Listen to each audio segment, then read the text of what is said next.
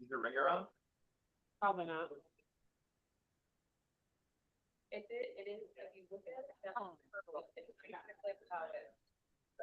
Oh, I found it. Sorry. I have my coat on. I can't find it up that today. No? And so now we all set? Said rude, I would, but it's a lot to give an apology for reading. And that was not rude. All right, I'd like to call to order Town of Fraser's board meeting for January 7th, 2026 at 6:01 PM. Could I have a roll call, please? Katie Fisher. Adam Quicklin. Peggy Smith. Julie White.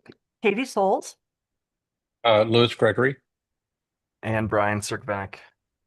Could I have an approval of the agenda? So move. Second. Any further discussion? All in favor? Aye. Aye. Any opposed? Okay. Could I have a motion to approve the consent agenda, which includes minutes for December 3rd, 2025, the minutes for December 10th, 2025, resolution 2026-0101, official posting location, and resolution 2026-0103, on-site distribution extension gas, Excel Energy. I move to approve the consent agenda. Second. Any further discussion? All in favor? Aye. Aye. Any opposed? Okay, thank you. All right, we'll move on to open forum. So this is for business not on the agenda. So if it's an agenda item that you're interested in, we will give you time. But if you do have something business related that is not on the agenda, you can approach the podium and speak for 3 minutes.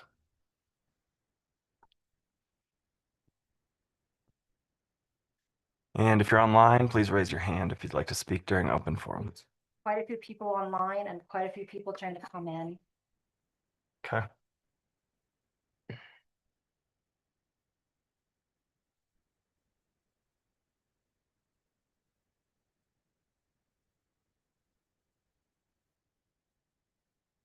I do not see any hands raised online from the participants to speak.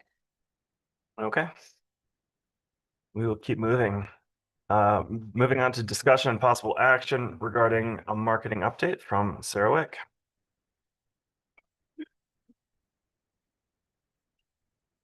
Hello, Mayor, trustees. It's Sarah, Marketing and Communications Manager for the Town of Fraser. Thanks for having me tonight for the quarterly marketing update. I'm going to wait for Antoinette to pull that up for me.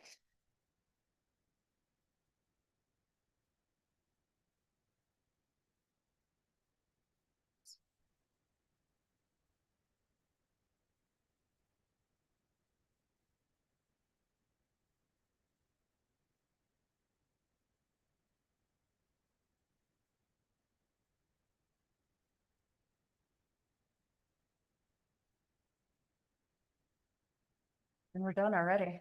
Perfect. That was quick. Excellent job, And you didn't Sarah. even know it happened. It was that good. Is there a way I can go back or do I have to? Okay. Back through. All right, it's fine. No, we're good. I was looking through it just to make sure. So just a reminder on our agenda, normally what we do, we'll go through the social media stats, website, and then do the active marketing campaigns and events and questions after that.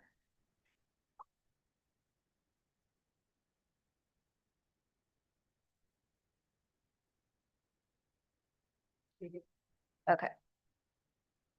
So this is our social media stats. We have Facebook, Instagram, and YouTube. And these are some definitions for your references when you're looking through the presentation. So this quarter, we had some growth. We always do.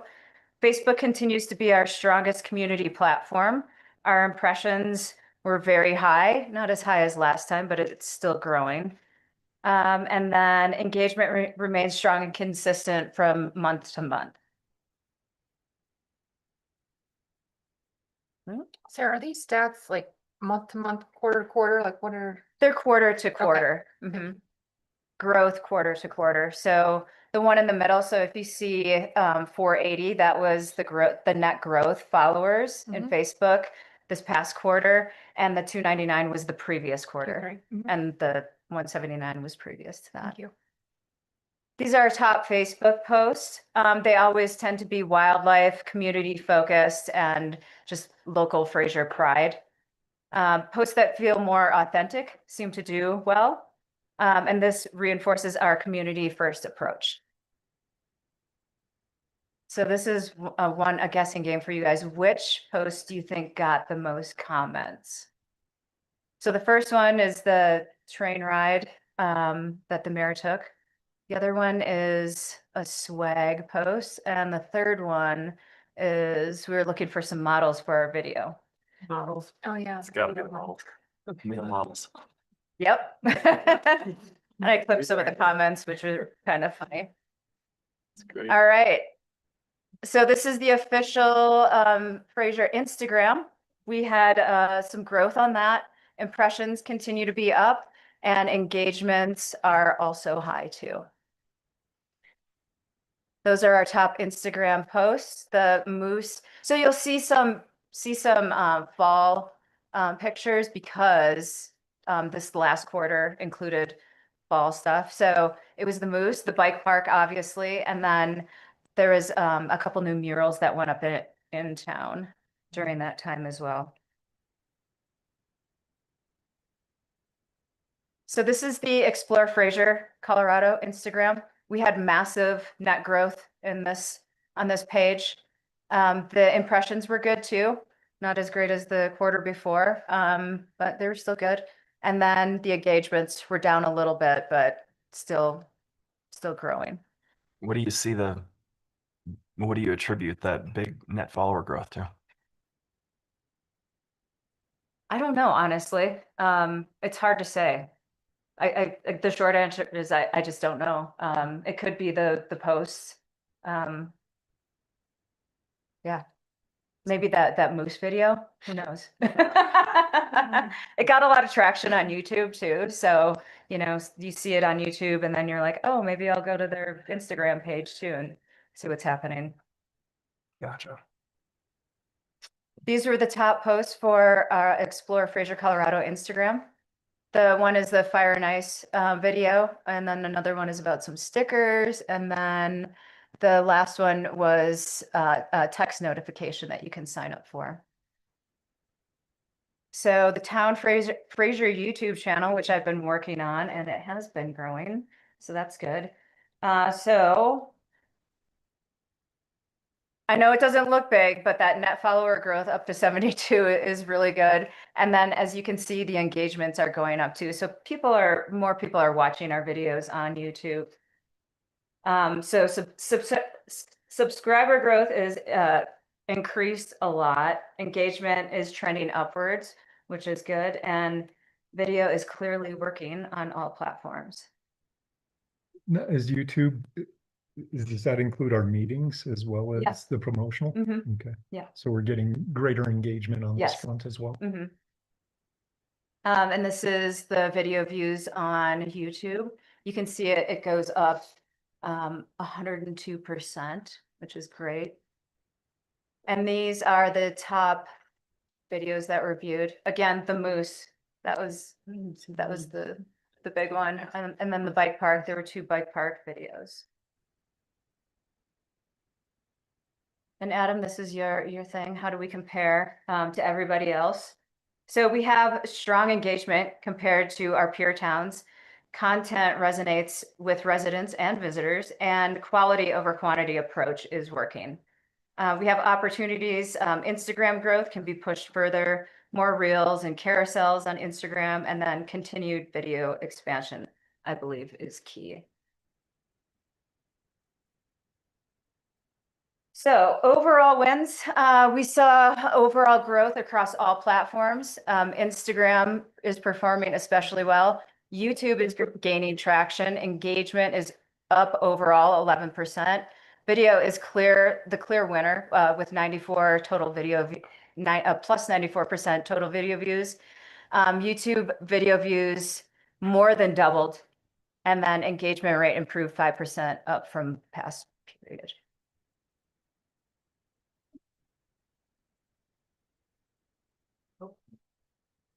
Are you controlling that or am I? You are, sorry, I keep commenting people in. Oh, okay. And here's some opportunities that we could lean on. Instagram impressions have room to grow. Engagement rates can improve with more interaction-focused posts. Cross-posting and promotion can exceed reach. And continued focus on link clicks are important. So what does this mean for 2026? We're going to double down on video content, especially Reels and the YouTube Shorts. Use strong Instagram follow growth to drive higher engagement, not just reach. So we're going to try to get people to share and engage more and comment more on our videos. Maintain our Facebook as our core community, since that's our main channel. Increase Instagram posting consistency to improve visibility and impressions. Continue highlighting hyper-local seasonal content, wildlife, weather, events, etc.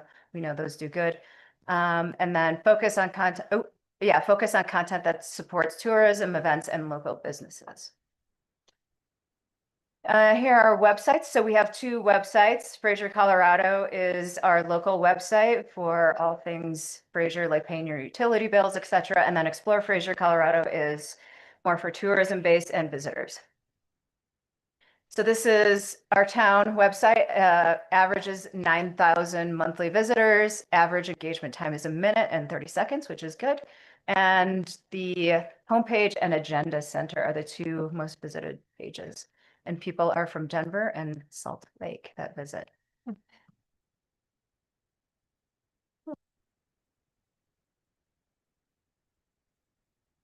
Can you skip ahead? Please. Oh. Too far? There we go. This is Explore Fraser, Colorado.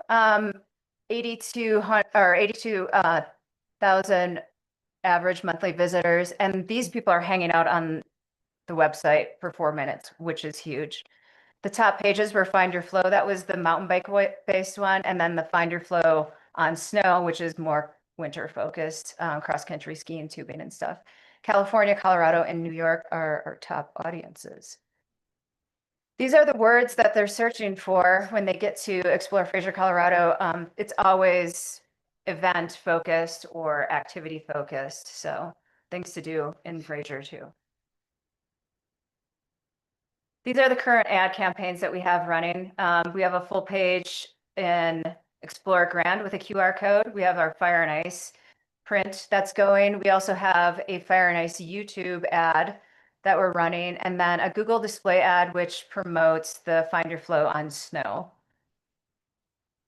So far, this is what we've spent. The print ads, that's just a one-time cost.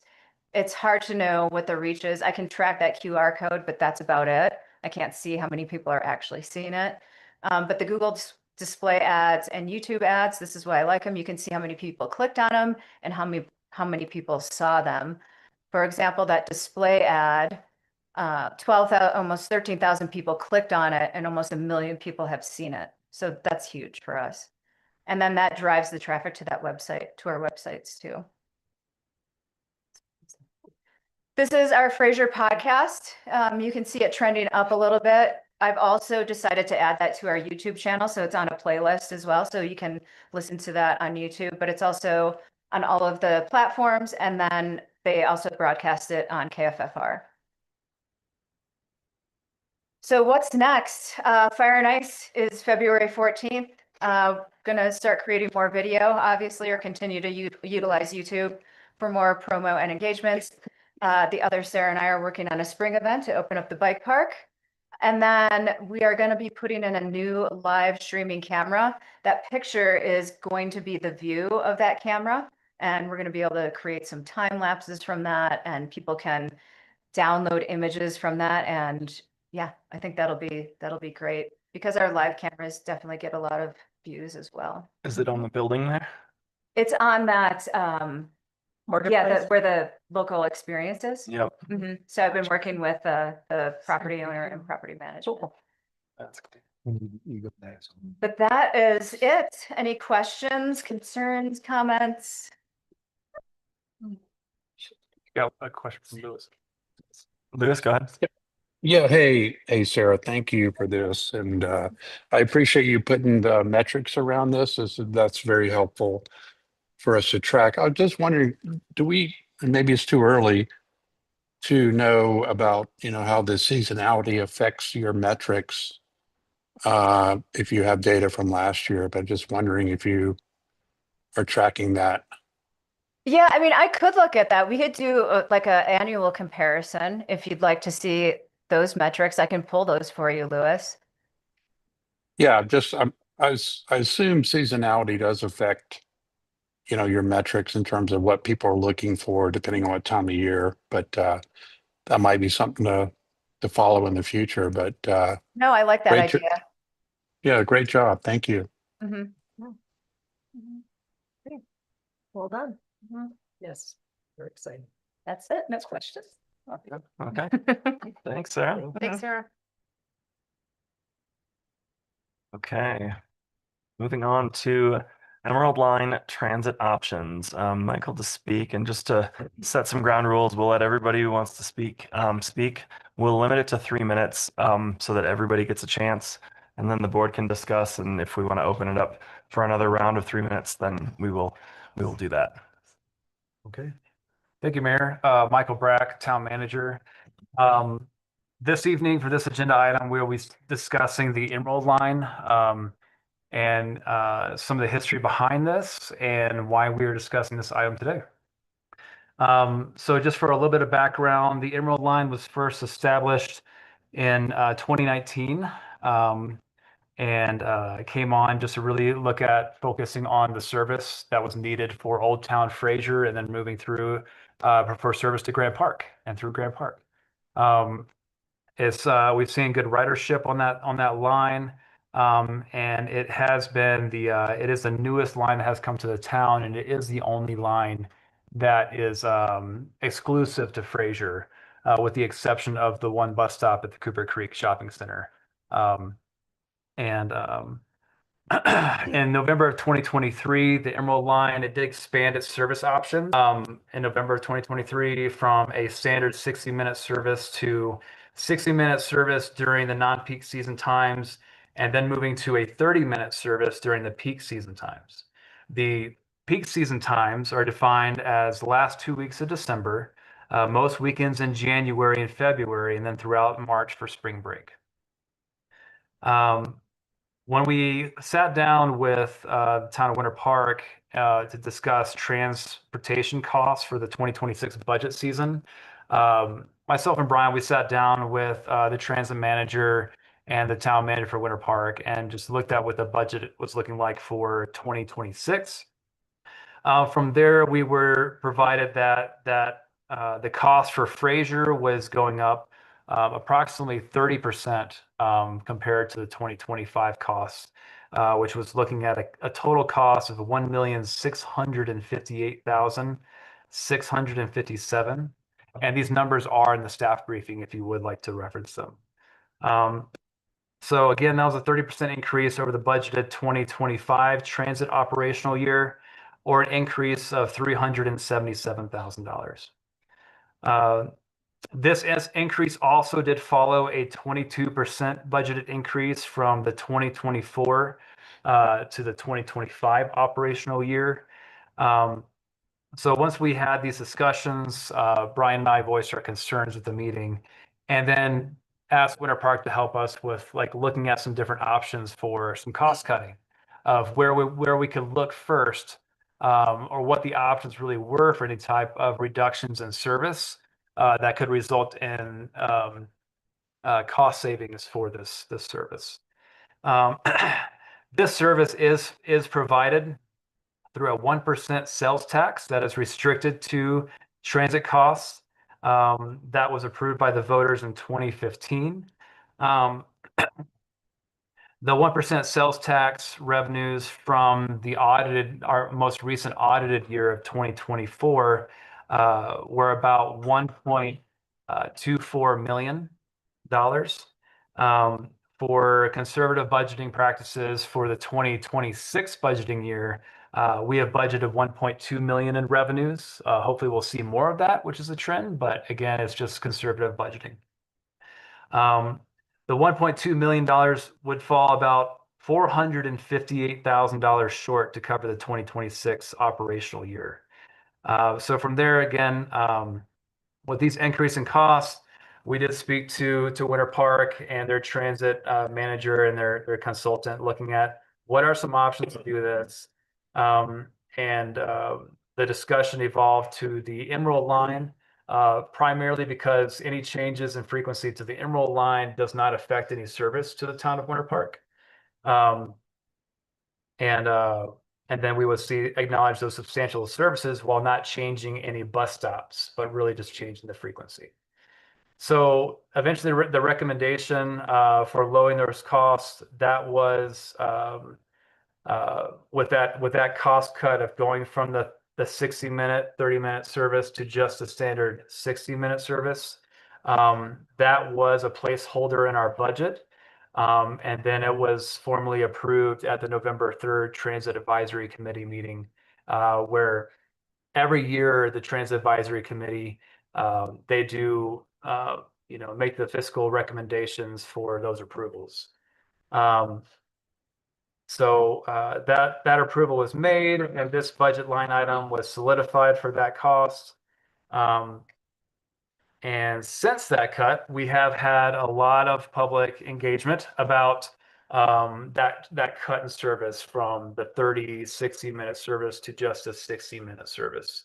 And since that cut in service, we've been working with Winter Park staff and looking at the scheduling for the Emerald line to see if there were any other alternatives that could be cost effective without reinstating the full service, which would completely deplete our restricted revenue fund for revenues, and it would deplete our full unassigned fund balance for the restricted revenue fund as well.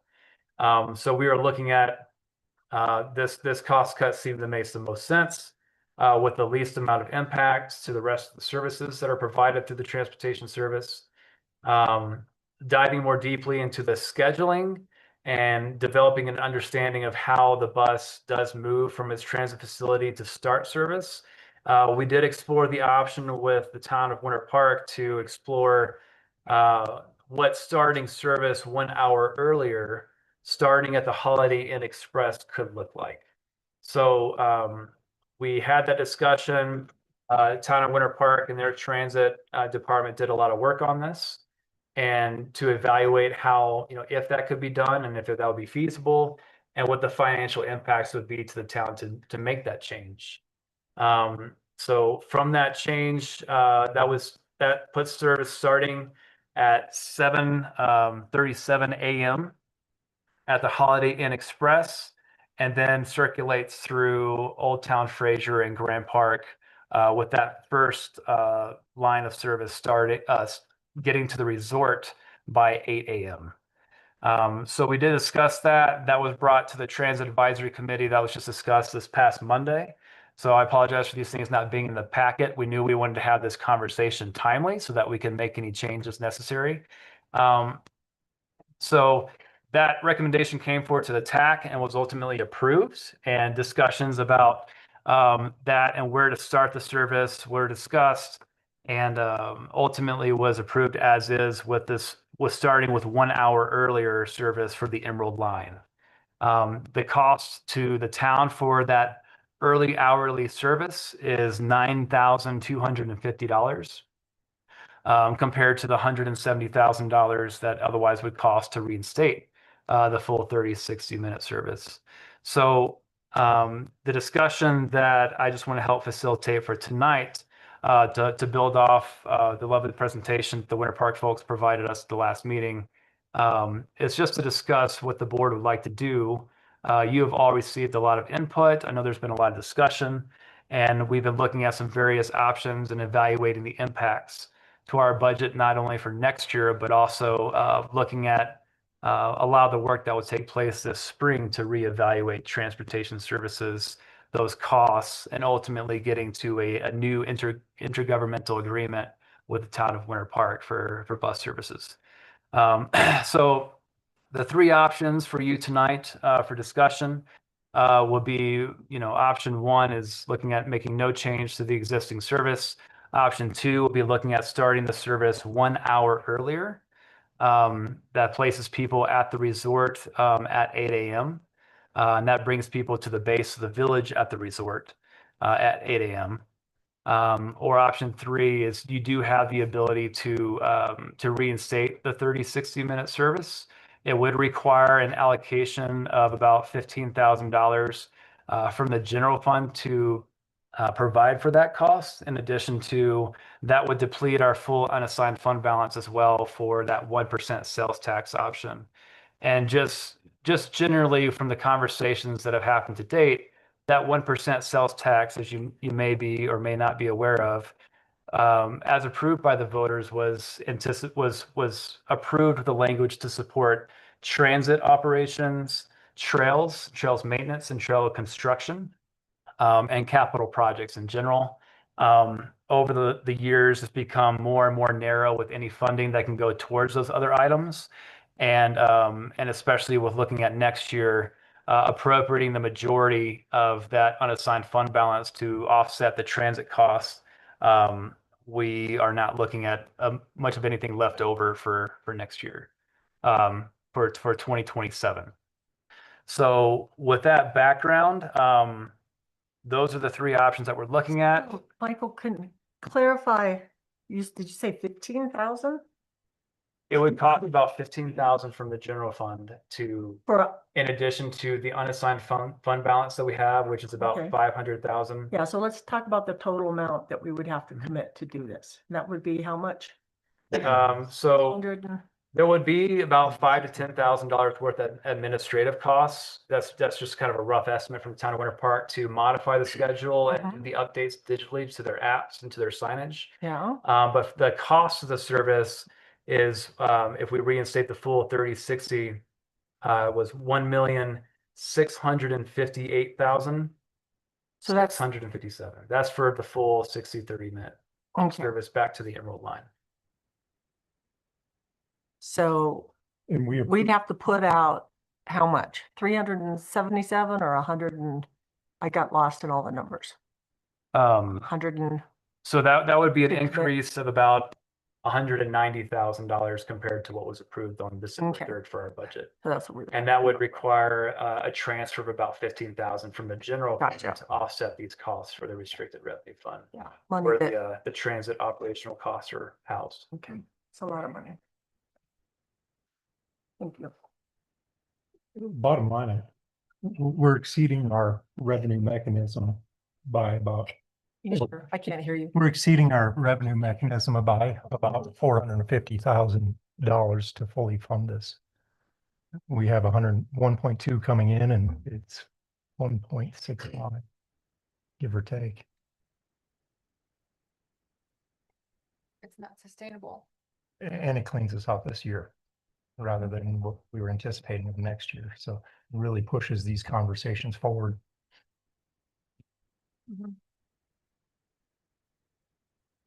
And I will go ahead and for those who are attending online or here in the room, I will bring that schedule up on the screen here so that you guys can see that.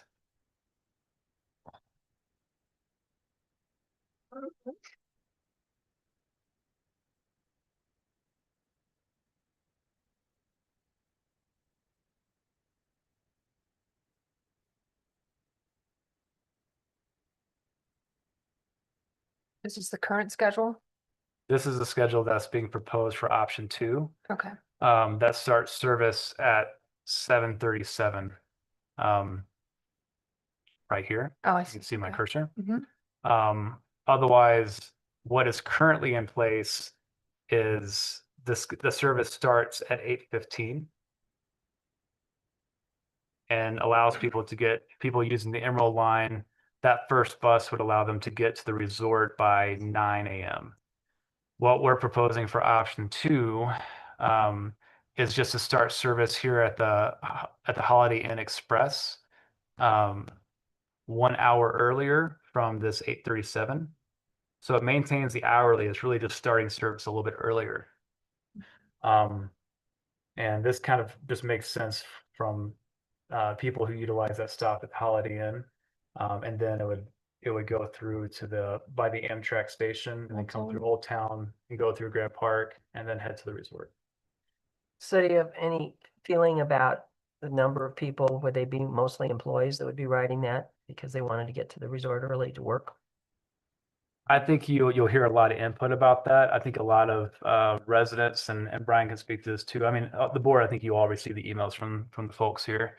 But the interest was getting to the resort before the lift opens at 9. So the 8 a.m. would put them at the base of the village at 8. And if you take the shuttle or if you walk, maybe you're getting to the gondola by 8:10, 8:15. Maybe you can get some drinks or some breakfast or something like that. And ski rentals too, if you gotta do that or. Right. Get your kids. And also for Comp Center, we had a lot of input about Comp Center, how that starts at, I believe, 9 a.m. There in front of the balcony house. And that allows kids to get there well in advance for that. And not be late or people be waiting for people there for the Comp Center.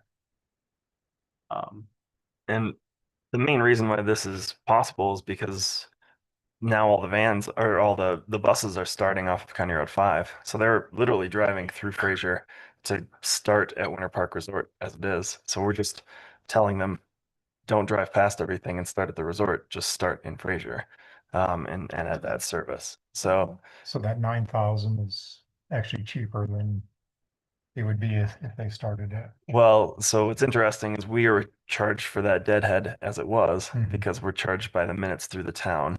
And so by adding a couple stops along the way, or whatever that is, 10 stops, it only adds $9,250 to the overall budget.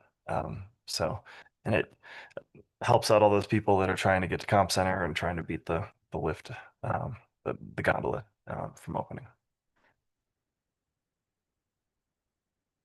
This would be every day. This is not only on the holidays or weekends. This is Right. every- The 30-minute service was only on holidays and weekends. Okay. As it was, and it only existed for the last 2 winters. Yeah, I mean, obviously, I don't want to see this cutback in transportation and public transportation. If it was, if it was cheaper, I would say, well, let's do 15-minute service, so you don't even have to look at a schedule. But it's expensive, and it's gotten astronomically expensive within the last 3 years, and it now is more expensive than what our appropriated sales tax is. So the quick fix was to just go back to the 1 hour service. And yeah, it's again not what I want, but it's kind of what needed to be done so that we don't blow up our whole budget. And then in the spring, we need to look at how we can change this so that it can be more economical, or maybe it is something that we bring to the public to vote on another percent of sales tax. I don't know. That's something I'm open to a lot of ideas, but the bottom line is the system's kind of broken right now. And so we're doing this as a Band-Aid for this year, and then we need to reevaluate in the spring. When did the switch start? Has it started? Yeah, it started this like as soon as winter. Yeah, whenever the winter schedule started. There's a couple weeks. I don't remember September. talking about it that much during the budget. Yeah, we talked about this in the budget. Part of the issue was, we were given the larger amount. We asked for the administrative change. And that was in September, and then that became a placeholder throughout the rest of the budget season. Moving forward, we will absolutely highlight this on a much deeper level every year when we're looking at transportation, especially when we have forthcoming discussions about changes for an intergovernmental agreement for transit services and just the limitations that we have in funding. So it's definitely something that I will ensure that we have a better focus on for those discussions next year. So I apologize if that felt like that was not discussed for this past budget season. It yeah, it was that administrative change was made with the understanding that it would be approved at the future Transit Advisory Committee meeting, which was done on November 3rd.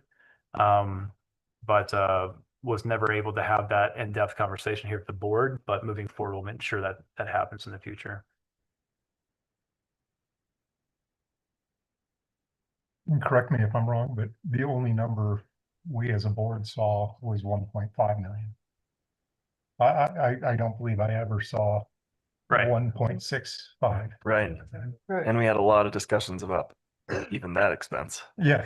Yeah. So, yeah. And then the conversation kind of shifted to just general appropriation in the first place. So again, I looking back, I absolutely believe I could have directed more conversation about this topic. But we are where we are here, and we have two options that are presented to you, or the three options here, just to move forward with. And our understanding is once a decision is made tonight, that this service can be brought back online, I think in a week.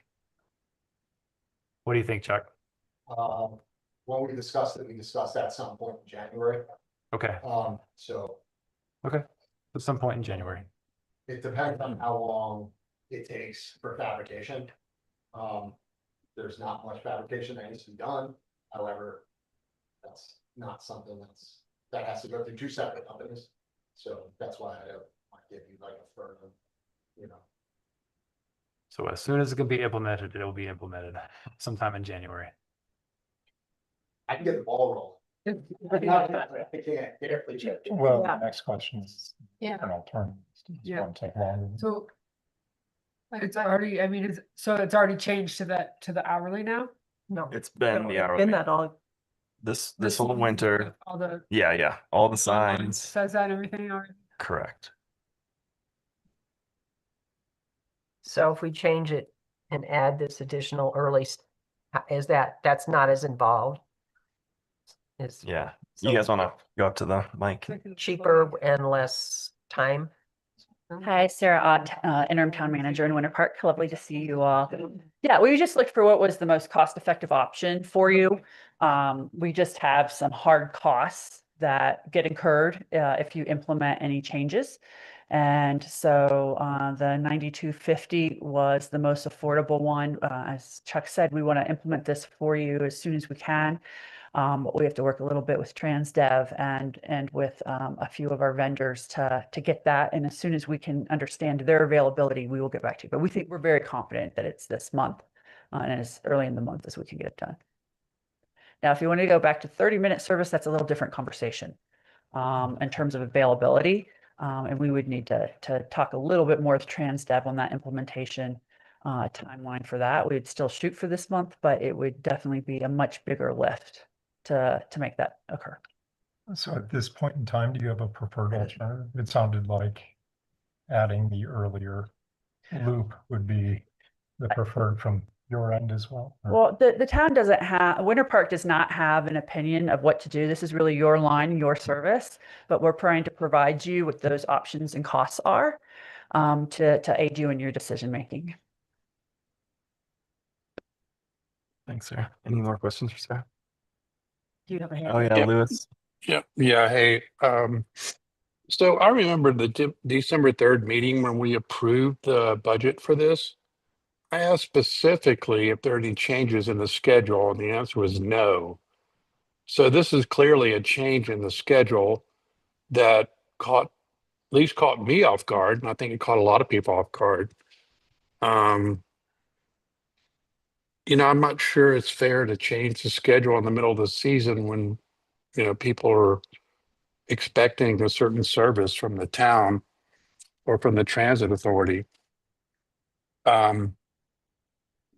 I know the black line runs every 15 minutes. That's another main bus for Fraser. The red line that services Rendezvous goes every 30 minutes. And now you've changed it for Grand Park to every 60 minutes. I'm not sure that's fair for the residents of Grand Park that pay taxes, into the town and help support it. I think we should change it back to the schedule and figure it out for next year going forward. I just don't think that's fair to the residents to change it in the middle of the season. That was not presented, when we approved this back in December. Lewis, it was Um, definitely discussed. It was definitely discussed, but I asked a specific question about this, and the answer was no, there were no changes to the schedule. This is I obviously mean, a as it major was change. written in that agenda, it said hourly service, Lewis. Well, I don't think people were aware of that. I certainly wasn't. I'm not sure any of the other board members were aware that there was a change in the schedule. So anyway, that's kind of my 2 cents. I think that this is really unfair, especially for Grand Park residents. And having a earlier bus, it it may help some employees, but that's not the main focus of this bus. It's really to service Grand Park and the bus station or the train station and others. Um, so I think we should switch back to the schedule that was before, and then going forward, we should have a frank conversation with the other parties, including the resort and other folks within the county that are serviced by this bus. Um, that's fair to bring that up, but weren't you the one that brought up cutting the budget even below the $1.5 million? No, I'm very fiscally conservative. I think that we should try to leverage the other parties as best we can to get them to contribute their fair share. But this option was not presented. I was not aware that we were cutting service or it was going to be more to pay for this. I thought we were going to get the same service for that 1.4 million and change that we approved back in December. Yeah, and Lewis, I do apologize for the confusion on that. I fully intended to have this as more of a frontline conversation with the board. But this placeholder it maintained throughout the budget season. And frankly, we had conversations about a variety of topics with the budget and different priorities and general appropriation. So I apologize, Lewis. I'll make an effort to make sure that we have these conversations more at the head. Before budget season is actually a discussion that we've had with Winter Park to make sure that we have everything solidified and available for public comment before we really start budget seasons. So I apologize for that lack of discussion. This is really a change that was presented to us, and I went ahead and used that placeholder for the budget with the understanding that we would have discussion about this, and frankly, that just didn't happen before that budget was approved. So I apologize for that, Lewis. But Well, just one other look at- question I had, could this fee be prorated based on the fact that, I don't know when the peak season started back in November, right? We've already missed out on a month and a half or so of the season. Can it be prorated to reduce the fee? Peak season didn't start until mid-December, so I think we've missed about 2 weeks. So I don't think prorating it is, plus, even if we all decided tonight that we were gonna move forward, it probably would not happen till the 3rd or 4th week of January, and the ski season is short. So to spend $175,000 for what is going to be probably a fairly slow ski season doesn't make a lot of sense, I don't think. Well, could we cut the service to Rendezvous to every hour? Lewis, the only reason that I did look at the red line, it does have stops in the town of Winter Park. and rendezvous portions of the town of Winter Park that would impact service to Winter Park residents. With this being a Fraser decision, the Emerald line was cutting that back to the 60-minute service was the only, it would only impact Fraser residents without impacting the town of Winter Park residents, which we just did not have time for that level of conversation with Winter Park. But from their perspective, they've been acknowledging these higher costs as well. And they've seen it as a priority as well. And but they did not make any initiatives to look at cutting service for their residents there in Winter Park. So again, the Emerald line is the only line specific to the town of Fraser. And when we're looking at different cuts that would make sense, with the least amount of impact between the two communities, the Emerald line was really the only line that made sense for this to keep it within the revenues and the unassigned fund balance that we have for the restricted revenue fund. Okay, I'll let others weigh in, but Just thinking about that third option, if we were to fully fund it, I would be in favor of taking the entire amount out of the general fund and having to make cuts elsewhere, because this is a budgeting process and that's what we deliberated and so, you know, it's about priorities. And if we decide this is a priority, I don't see us eliminating our reserves funds. I see us making cuts elsewhere. Where else will we make cuts? I don't know, Budget. but I'm just saying, I think it's short-sighted to use your entire reserve fund. Yeah. And There's a long-term it comes down to benefit. priorities and budgeting. Sure. Yeah, so if we were to go the direction of fully funding it, I would say that not just 15,000 comes out of the general fund, but the whole thing. Now, during the peak season, that on demand, so when there is the time, and I'm sure it's not consistent, but where they do have 45 people waiting on a bus. And what's the capacity on the larger buses? Do you know? Do you know the capacity on the larger buses? The seating capacity is 36. 36, okay. That's seating. That's seating, so standing is about 50 people. Yeah, we get about 50 Okay, or more. yeah, Seems like there's 200 kids. yeah. School bus, the Granby.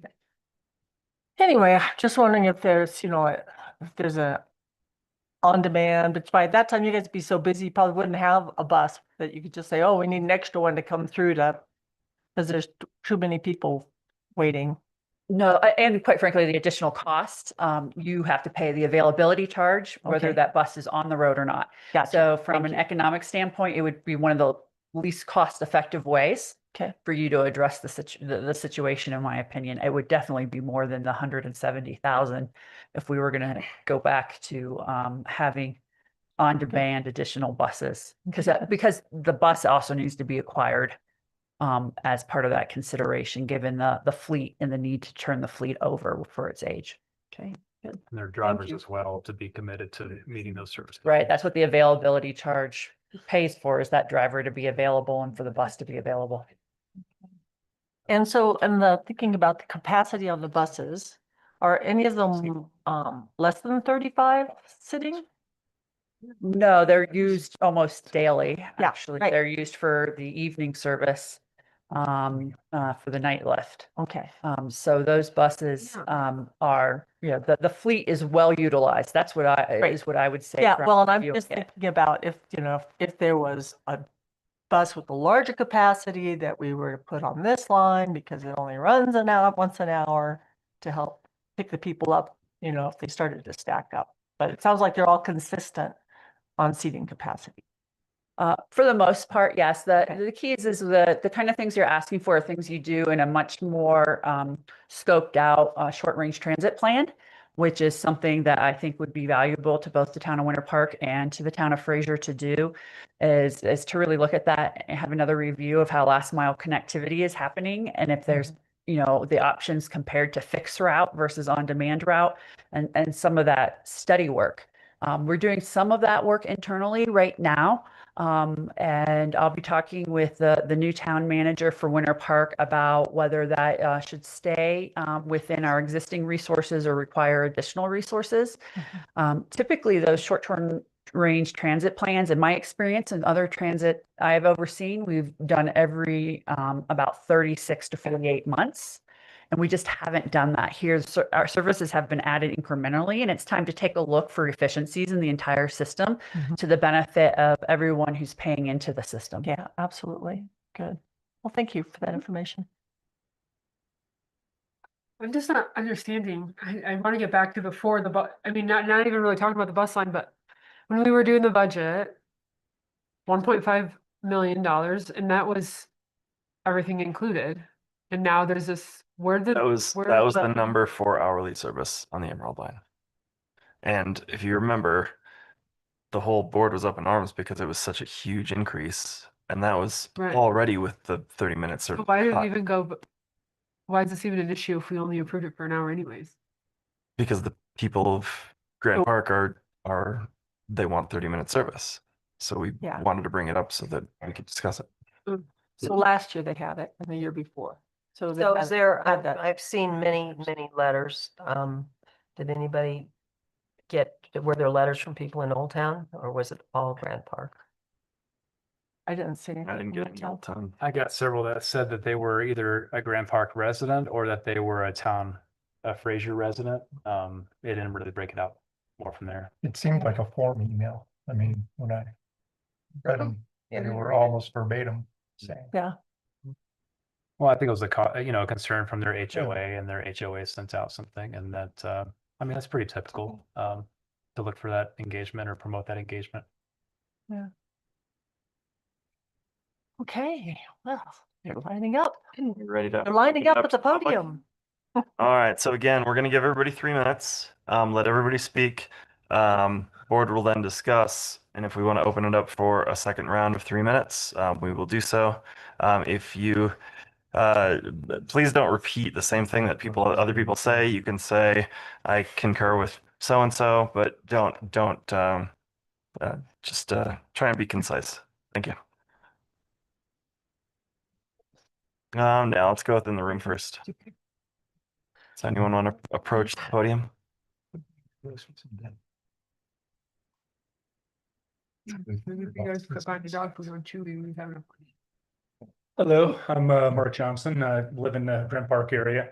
And not having the half-hour service, at least at the beginning of the day and the end of the day, is impactful. The buses get really crowded.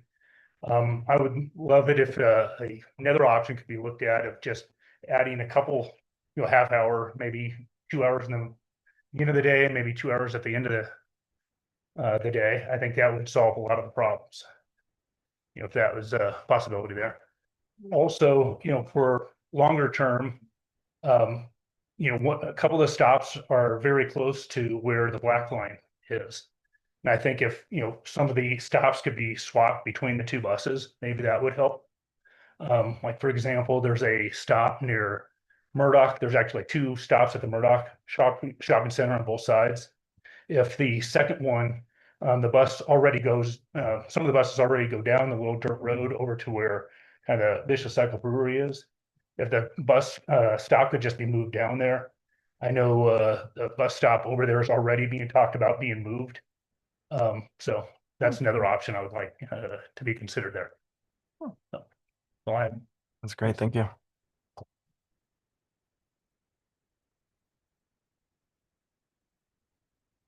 Angelo Smyrnios. I'm also a Grant Park resident. I'm relatively new here in November. So a lot of the things that the other lines do, I have no idea. The only thing I do know is the Emerald line. When we first showed up, the hour service that you weren't aware of did show up online back in November when we were looking at it to understand what our options are. So thank you for that clear communication. I concur with everything that Mark said about the potential of adding, instead of the Murdoch stop on the black line, just take it down to Dirt Road to Vicious. That would solve a lot of problems for individuals that want to get to the mountain a little bit earlier, especially on powder days, to be quite frank with you. I'm not an employee or anything like that, but whoever wants to get there a little bit earlier. That's really all I can add to it based on the knowledge I have at this time. The seasonal part of it, early on in the season, the buses were empty, to be quite frank with you. During the holidays here recently, they were full. So I don't know if those schedules could be mixed around a little bit. The hour, the black line stop, etc., or if that's just too difficult to organize. The other thing that I had, tell me if I'm running over, you had mentioned something about a 30% increase year over year in cost. Is that the Emerald line or is that the entire line? That's the entire system. I got you. What did For you Fraser's attribute part. that to? What's the 30%? I mean, that was discussed in the last board meeting too, which you can reference on YouTube if you would like to see that. But it was That's talked fine. about with the new contract that's in place with our service provider, Transdev. This is really kicking off the first year of that contract, and to meet their cost of living requirements for living here for their drivers to contract out the service for them driving these buses, they required a substantial increase just to meet the cost of living up here in the mountains, specifically in a. Was that resort in community. line with other cost increases? They discussed that they're seeing this increases all over the country here, just given the cost increases of labor, materials, maintenance, and fuel, that it does have those impacts. Okay, fair enough. Thank you. Yeah, and just to piggyback off of that, we do want to look at bringing this in-house because Transdev is getting too expensive. So it Who's might. Transdev? Transdev is the company that actually that finds the drivers, that runs the system. Yeah. Right, fair enough. Thank you. Mhm. Hi, Mayor, Trustees. My name is Roger Black. Hopefully bringing a slightly different perspective on it. I am an employee at the resort. I also live in Grand Park on the Emerald Line. I'm also a public transit supporter. I'm the support staff supervisor for ski school at the resort. We put up all the signs and fences, take care of the kids throughout the day. My day unfortunately starts at 7 a.m., so any of the proposed options are not going to work for me. However, I would love to be able to take a bus to the resort, but these cuts have therefore made it even more impossible even on my days off. Therefore, I have to drive and park, adding to traffic and greenhouse gas emissions. While I realize that my situation may be different than the other Grand Park residents, these cuts are discouraging transit use. Many Emerald buses don't stop because they're already full by the time they get to our house, and the next closest bus stop is on the Orange Line, a 20-minute walk away, whereas I can drive to the resort and park in 10 minutes. At some point, when there's no free parking at the resort, the valley is going to be dependent on a transit system that is woefully underfunded and underscheduled. That line from your memo caught my eye that the recommendation was made due to the fact that the Emerald Line was the only true transit line solely to Fraser that wouldn't impact transit services in Winter Park. Is that because the Purple Line, the Meadow Ridge Express, stops at one stop in Winter Park at Telemark? Purple goes all throughout unincorporated Grant County. Copy There's that. several, majority of their stops are up outside of Fraser, actually, in that Winter Park Ranch area. Copy that. Thank you. Either way, I support expanding transit in the valley. These cuts only serve to discourage public transit use and push more single car users to park at the resort. Please also keep in mind the resort employees that need to get to work before those buses arrive. Even the ones that arrive at 8 don't allow us to be at our workstations at 8. Let's be leaders here in Fraser by getting cars off the road and working with the various authorities to increase transit options as our population grows and our parking at the resort shrinks. Thank you. Thank you, Roger. Anybody else here in the audience? Okay. Slide in here, Brandon Jung for the record. I just have some points of clarification, really some more questions, because as you guys know, I've been sitting in every one of your budget hearings, tracked all this. I have the October 15th transit cost challenges discussion here in front of me. So this was definitely discussed, definitely. What I'm kind of unclear about, so basically just point of clarifications for you guys, and thanks, Michael, for the apologies and stuff. I appreciate that. I'm not here to beat you up, I'm not that guy. But the question is, basically, this decision was made, you guys made the decision sometime in December after the budget was approved. Is that accurate? This was During- before, Yeah. Before, before the budget was approved. so even before, okay.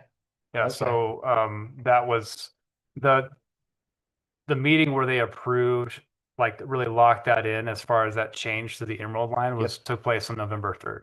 Got it. Got it. Okay. And yeah, basically in October 15th, the transit cost challenges discussion, there were actually 4 different options that were presented then. And obviously service level and cost review to keep service costs within the limits of the 1% restricted revenue fund was one of those options. So it wasn't as if this came out of nowhere for sure. But I'm just a little confused as to why, and again, thanks for apology. We get it, but just how important it is, obviously all the meetings I've been to, probably one of the most attended ones I've been to in recent history. So obviously this is a very important hot button issue that I don't want to belabor that. Okay, and then the other question, and I clarified with Chuck on this, basically that trans dev contract, do you guys remember when that was signed and when that came into effect? What was it, October or something? June of 2024. No. No, when was it? Yeah. The contract was negotiated in 2024. I'm sorry, I don't recall off the top of my head what month the Winter Park Town Council reviewed it, but it had an effective date of July 1st, 2025. So in the 2024 budget process, there was knowledge going into 2025 that these escalations were coming. And right, the conversations you're having, we're having the same conversations in Winter Park. Right. So this is not just a Fraser issue. It truly is a system issue on the financial costs. I apologize for taking part of your time. No, thank you. Thank you. But still the point very salient. If this was discussed in 24, then ratified in 8 months ago in July, what are we doing? We knew these costs were coming. We're in a budget year. We're talking about it. And then all of a sudden it sort of blindsided us. And what are we going to do? And now we're making decisions, not including town public hearings and stuff. And not, this isn't a dig. It's just kind of what happened and not a dig. It's just where we are. So I'm just, what are Brandon, we for doing in this for plan? clarification, I Yep. would just tell you that Brian and I were not aware of these increased costs until September 4th is when that agenda was sent out for the Transit Advisory Committee meeting that took place on September 8th. With a contract being written and discussed and With the negotiated in with the 20 town of Winter Park, who manages the service. Yeah, So yeah. yes, they would be more aware of that with the contract, but I think we talked about some communication improvements and how we can better address Thank you this for in the that. future. Really appreciate it. Okay, thanks, guys. All right, let's open it up online.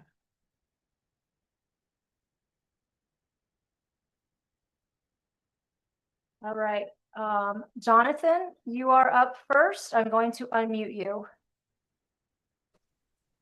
Okay, hi. Hopefully I don't get to be involved in that dramatic music at the end. Hey, my name is Jonathan Kahn. I'm in Grand Park. I'd like to point out a couple things that I noticed. Some of the women, or one of the women at the table said the ski season is short. It's not worth spending the money. I think that's exactly the reason to spend the money. And I can give you some salient real world things that happened. Being up there with the family, we all wanted to go out to dinner, but the kids were, hey, we can't wait an hour. Let's go eat dinner now. So we missed going out to dinner for that. And I would say that, Grand Park doesn't necessarily, I mean, we do need the bus service, but it's also Winter Park businesses themselves. Because more often than not, the people that try to be good and want to go out to the bars and dinners and stuff like that, we will hopefully all be taking buses and not driving. And I think that limiting that will discourage that a bit. Something else that might be a little bit unique.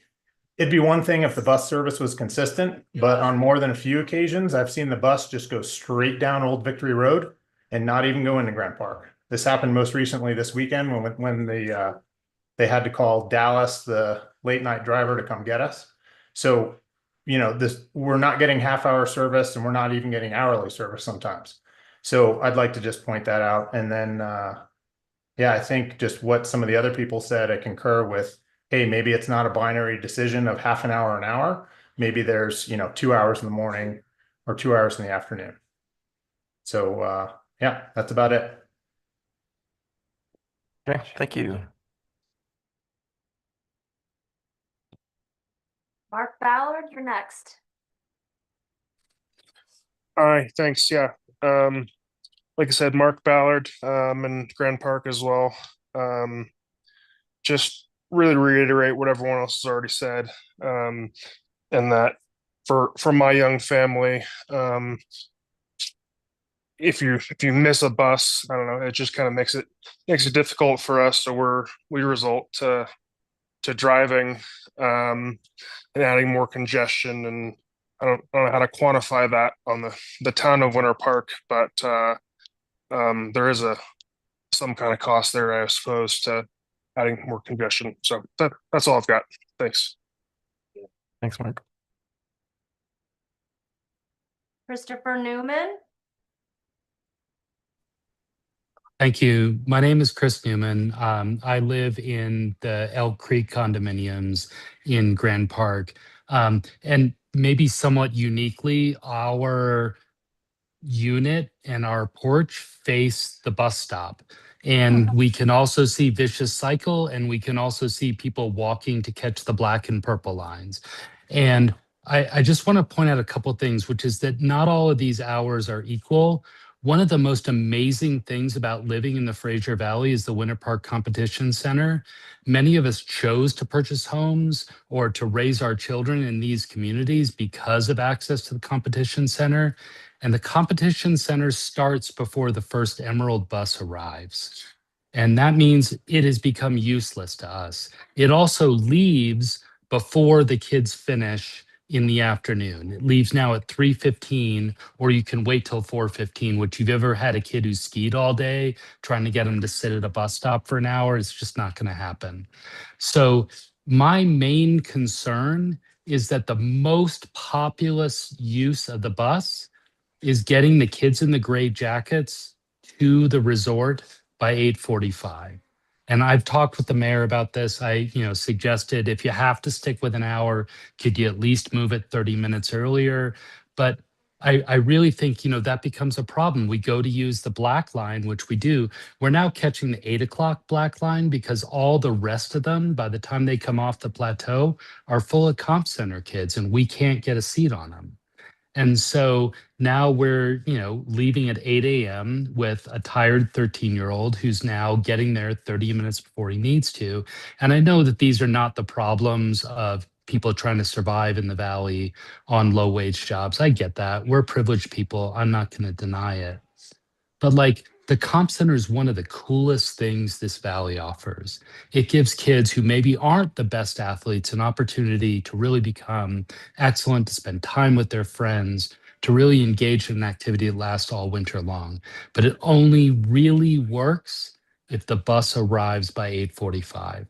So as you think about all these things, I hope there's some way, even if it's just adding a single run in the morning and a single run in the afternoon, to help these kids not have to bundle into a bunch of cars, get stuck in that bench lot, and really just let them take the bus, do their thing, and then go home. Thank you. Thank you, Chris. Bill Becker. Hi, everybody. Bill Becker. I'm at Grand Park in the Elk Creek condos as well. So I love the town of Fraser. Thank you all for what you do there. The bus service is so vital to make it what it is. And, it's as the gentleman said that works at the resort. It's about traffic congestion. It's about greenhouse gases. When it's coming once an hour, we jump in our car. We're part of the problem. And, I think we all have a responsibility to deal with that. And if that means more taxes, it means more taxes. But we can't just pretend that the problem doesn't exist. We need those buses. It's made Fraser Fraser is a very charming community, and it makes it very practical to live there. So I just want to express my support for going back to the half-hour schedule. Thank you. Thanks, Bill.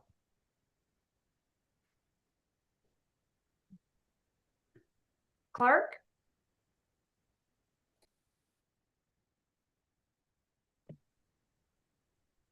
Hello, everyone. Sorry I can't be there tonight. Can you hear me okay? Yes. Yes. Sorry, I'm out working at one of my businesses. Again, I wish I could be there. I think what this discussion tonight highlights is a significant failure in communication. I attended an October town board hearing where Winter Parks Transit presented their stuff. And I was asked specifically, what would the Grand Park residents think about a reduction on the Emerald line? And I adamantly said they would go ballistic. And then this happens. Now, the question that I have, having attended every single budget meeting, it's unbelievable with all the discussions and a lot of them around transit that this was never brought up by Mayor Sirkvinik or Michael Brack, Manager Brack. Unbelievable. This is a significant deal, and this is about customer service. And this transit system is clearly a failing from a customer service perspective, serving the community. It affects the west side of Fraser. It affects the rec center, the medical center, the foundry, all affected by this route not running what really, frankly, when it needs to run, and then running when it doesn't need to run. To me, it's a bad business model. It's been a bad business model from the day it was implemented with sales tax. And Peggy Smith knows exactly what I'm talking about because she was mayor.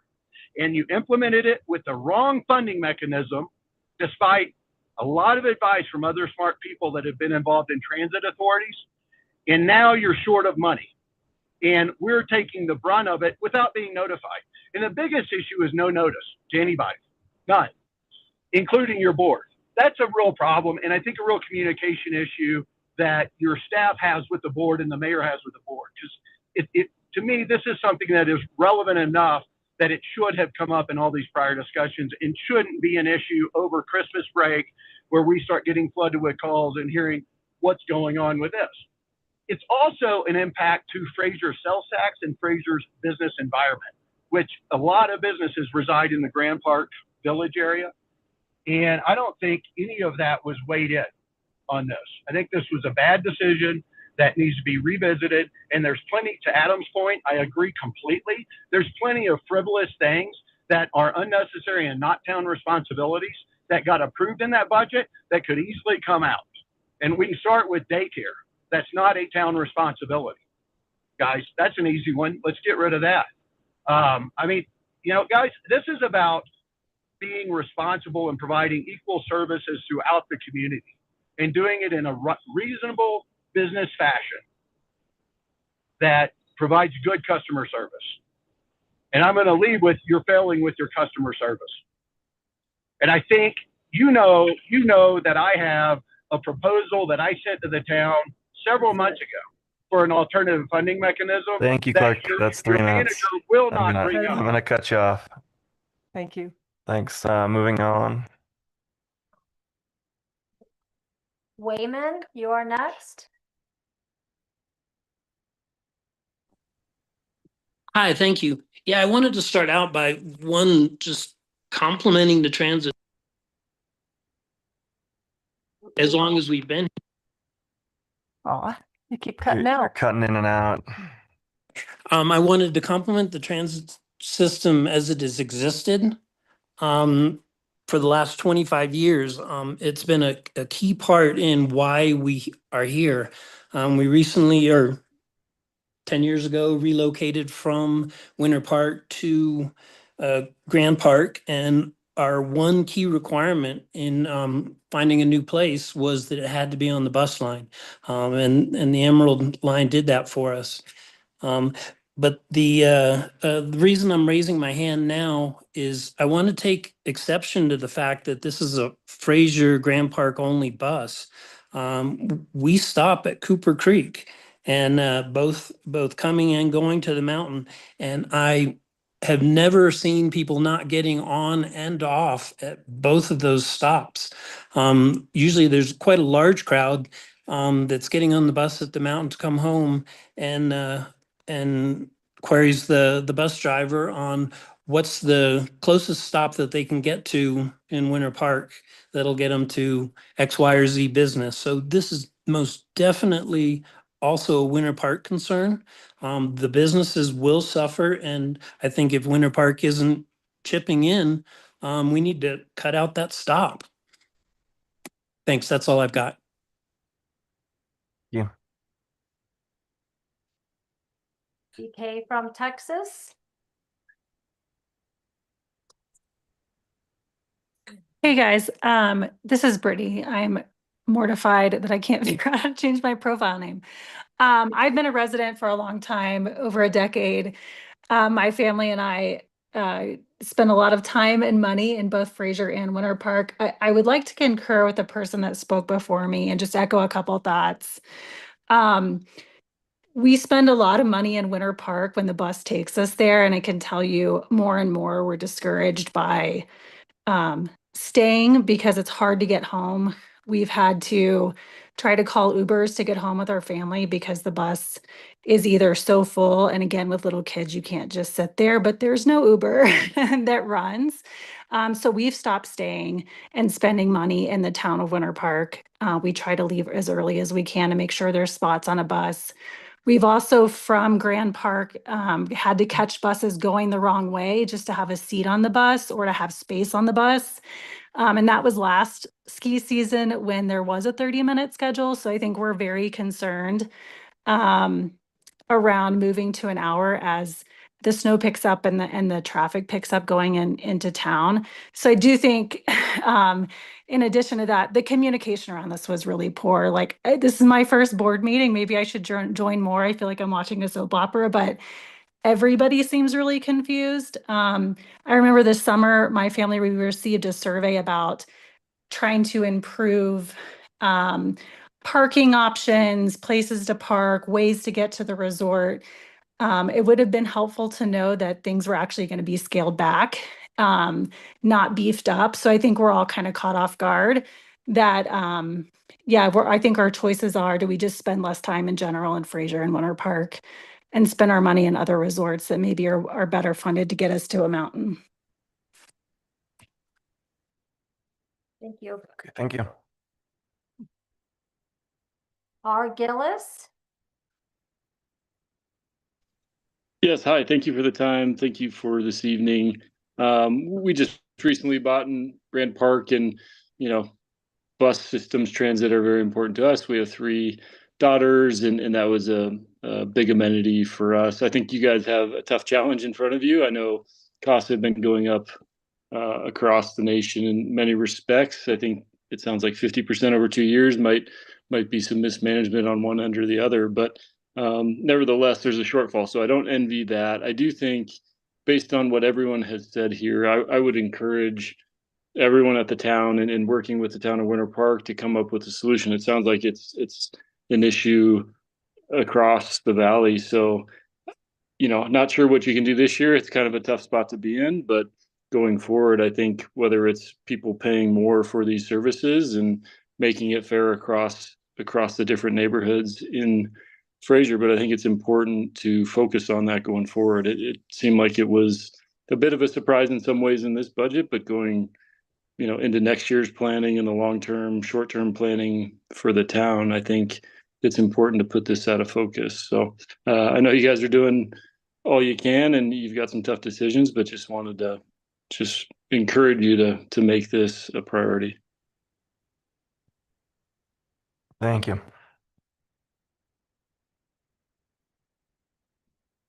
Dennis McClellan. Hi, my name is actually Denise McClellan, and I'm a resident of Grand Park. Thank you for including us in tonight's meeting. I want to agree with some of the previous speakers and just reiterate some of the things that they've said. But my main focus is there a way we can work together to find these solutions? Some of them have been mentioned, like not dropping off on I-40 or just those peak times. We really just want to work together that if we can't restore what we had last year, can we meet in the middle somewhere and what that might look like and how we can help get to that point. So that's kind of my point. I don't want to reiterate everything that's been said, but if there's something we can do to meet in that middle, that would be really great. And Thank that's you. all. Thank you.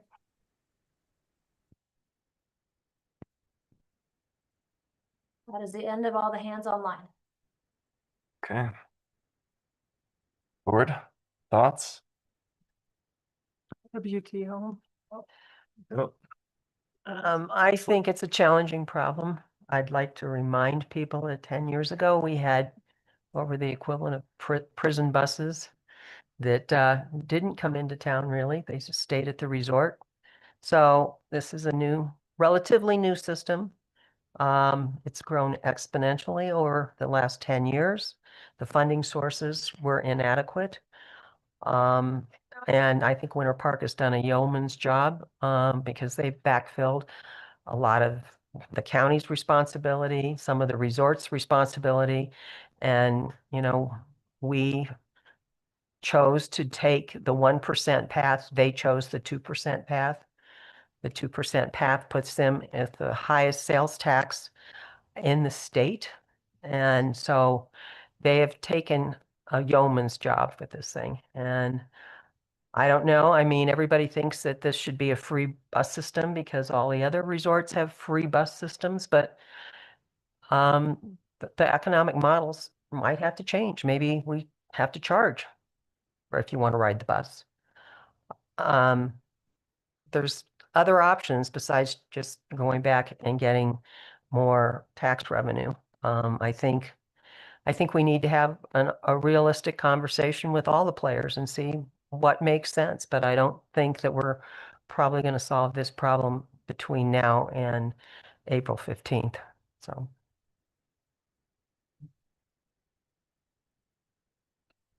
Never rode the bus. Not one time. Chuck and Sarah, maybe you can speak to this. What would it look like if we were to move that black line stop this year? Like, is that even a possibility? We would be extremely reluctant to do that mid-season, for sure. And secondly, the reason the black line works is because it's primarily just on 40. Every time you take that bus off of 40, what it does to these what we call core routes becomes a greater concern and the timing. So it's not impossible. The other immediate question I had in my mind is there the ability to have park and ride option that down in this area as an interim solution, which is how most transit systems do, is it will use the park and ride concept to get folks to those main trunk lines.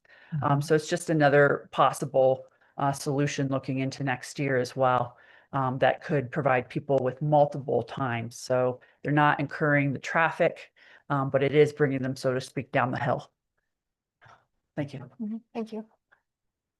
I mean, this might not be popular, but I think a hub and spoke model is a good option. We could have a circular running through Grand Park, a circular running through Old Town, bringing people to 40, and then they transfer to the black line that runs every 15 minutes. And maybe that means the black line runs every 5 minutes. But I think that could be a solution that doesn't cost an arm and a leg, and it makes the service faster. I know people don't like to transfer, but I also like to get to the resort in 20 minutes instead of 45. So could be an option. But this is the kind of thing that we need to take some time and explore. And, I plan to work a lot with Chuck on this this spring to really dive into it and see how we can save money and make it more efficient. Does the Emerald Line service the Mill Apartments? Who services the Mill Apartments? Yeah, never mind. Yeah.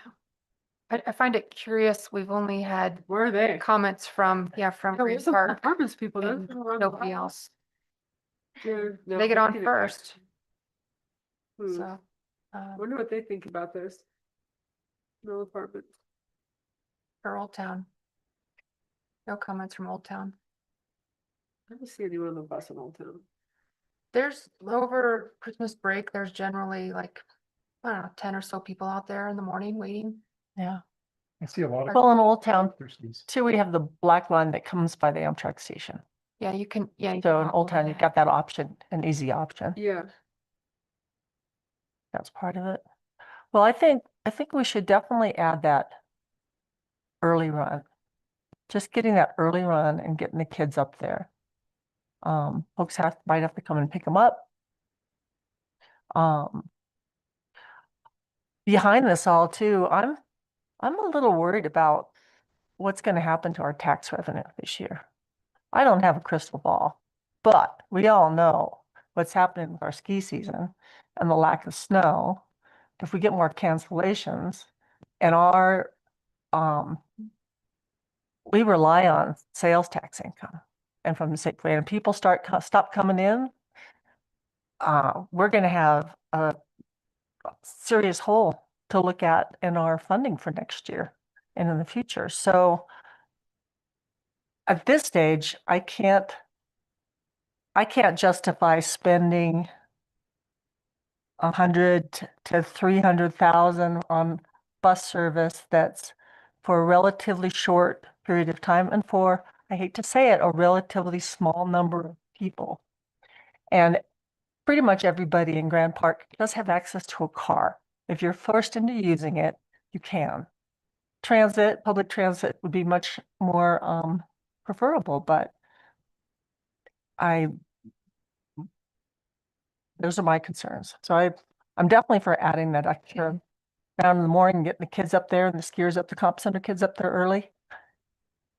And in the morning, they have no trouble, except for keeping themselves out of trouble once they're up on the mountain.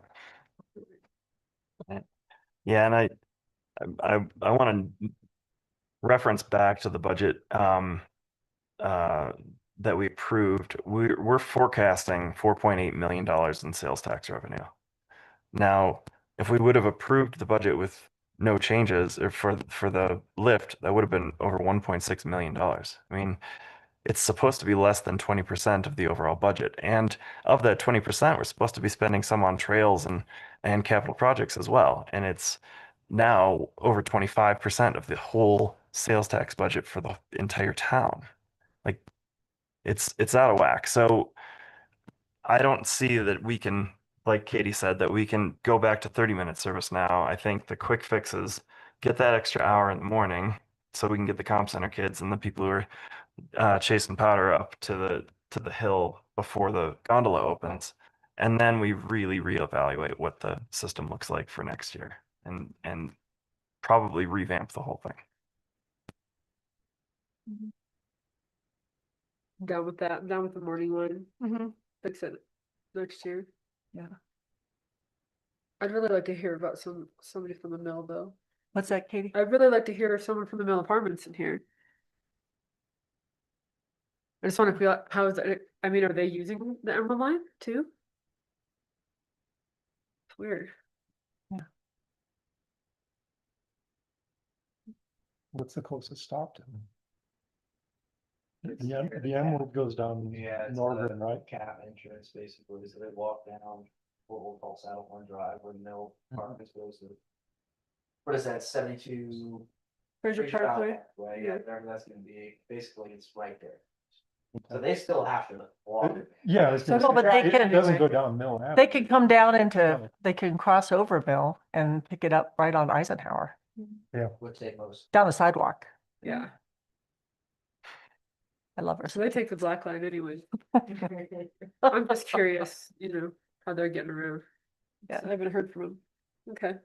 Do we want to open up for more public comments or is the board feeling like you They do the early morning and then we gotta revamp the whole thing next year is what we do, but it was budgeted this year for every 60 minutes. I agree. That's the bottom line. Okay, I concur. Do you need a resolution or? I just need a motion. I move to expand the Emerald line or the early morning stop for the $9,000 budget. Second. Option two. Option two, I guess. Option 2. All right, further discussion? All in favor? Aye. Aye. Any opposed? No. Okay. That's an opposition? Yes. Good. Alrighty. All right, motion carries. Thanks for everyone's input, and Yeah. we will be looking for your input Double. in the spring as well as we look at this. Revamp it. Yeah. Mill apartments. And don't bring in your groceries from Denver, buy them here. Sales tax pays for our bus system. Okay. All right. Resolution 2026-0102, certificates of participation for public works facility, Butler Snow engagement letter. Sarah C. Maddie Dalton, 2%. Mayor, Board of Trustees, Sarah Catanzarite, Assistant Town Manager. We have with us Maddie Prodanovic from Hilltop Securities and Dalton Kelly from Butler Snow. We are going to start with an overview and just kind of a refresh of what the certificate of participations would look like, pursuing those for the Public Works facility. So they've prepared a presentation to give an overview, and then we do have a resolution for an engagement letter specifically with Butler Snow if we want to use them as our counsel for that COP process. Okay. Welcome back. So can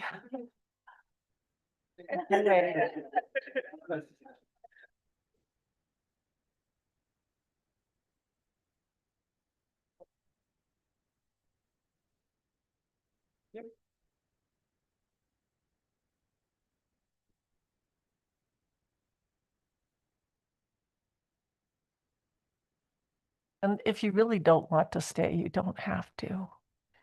Like the people that are in the back, or we'd love to have you stay. Either way. Or transit guy. Go ahead.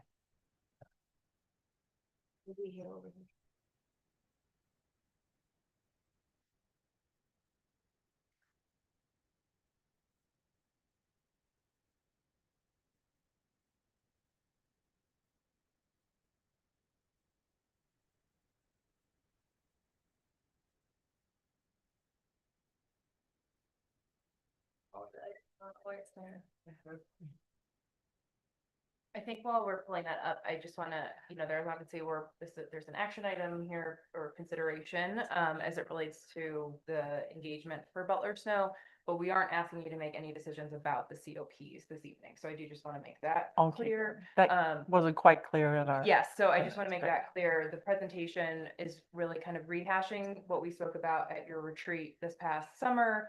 And providing a bit of an update there, and then also some additional concepts around like the timing of it. If the decision is to continue to move forward with that, and the town would like to proceed with COPs for the financing based on some conversations that we've had with Michael and Sarah. So that's the presentation. The resolution and action item is as Sarah mentioned, to retain Butler Snow to serve as your counsels for the issuance of the COPs, similar to their role and housing authority as it relates to revenue bonds for Panelist Landing. So I just wanted to make that clear up front. Okay, means that we're not asking, you're not approving an ordinance. Yeah. So, yeah. Thank you. Well, and we could start talking through it a little bit as we work through the technology. Hopefully we can get the pictures once we kind of get to the structure, because it makes it a little easier. But I'm Dalton Kelly with Butler Snow. We're currently serving as bond counsel in connection with the St. Louis Landing revenue bonds. As Maddie mentioned, this is really the overview of certificates of participation, and as it would go towards funding the public works facility. That decision on actually doing that would come later. The action items, just the engagement letter, so that if you want to start work on this, you have your counsel, your legal counsel lined up and can get going on this. And so as far as the presentation we'll cover tonight, we'll review just kind of the basic structure of what certificates of participation or COPs, how that's set up, how it works, the legal structure. We'll talk a lot about the leased property considerations, because that'll go into how we set up the transaction and kind of ultimately how you decide if there's preferences on that. And then we'll talk a little bit about the financing, what the timing would be, what does the issuance process look like? And some of this is then what are those future decision points if you want to start getting the ball rolling on anything. And so just kind of start from the top, and I know you guys had your a discussion about this at the budget retreat, but really what is a certificate of participation? And so at a very high level, it is a way to finance capital projects. That is kind of the baseline. The way it works is it's set up with a leaseback structure. And so that's why we talk about a lease property. What you're doing as the town is you lease a piece of property to a trustee who then pays all of their rent up front under that lease. And so it's for a term of years. And that getting that money up front is then how you fund the capital project. They then lease that same facility back to you, subject to annual appropriation. And so each year you make a decision whether or not to appropriate your base rentals. That if you do make that appropriation, that makes the lease payment, which then makes the payment on the certificate of participation. And so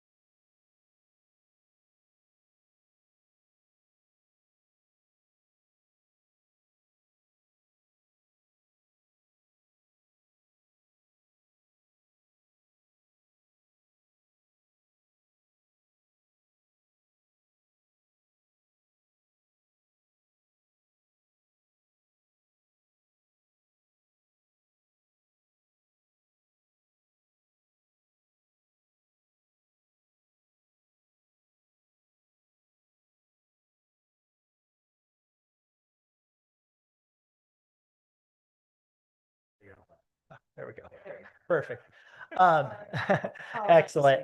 And so I know we verbally walked through the structure, but here's a nice diagram of really what's going on. So you have the town facility that's leased.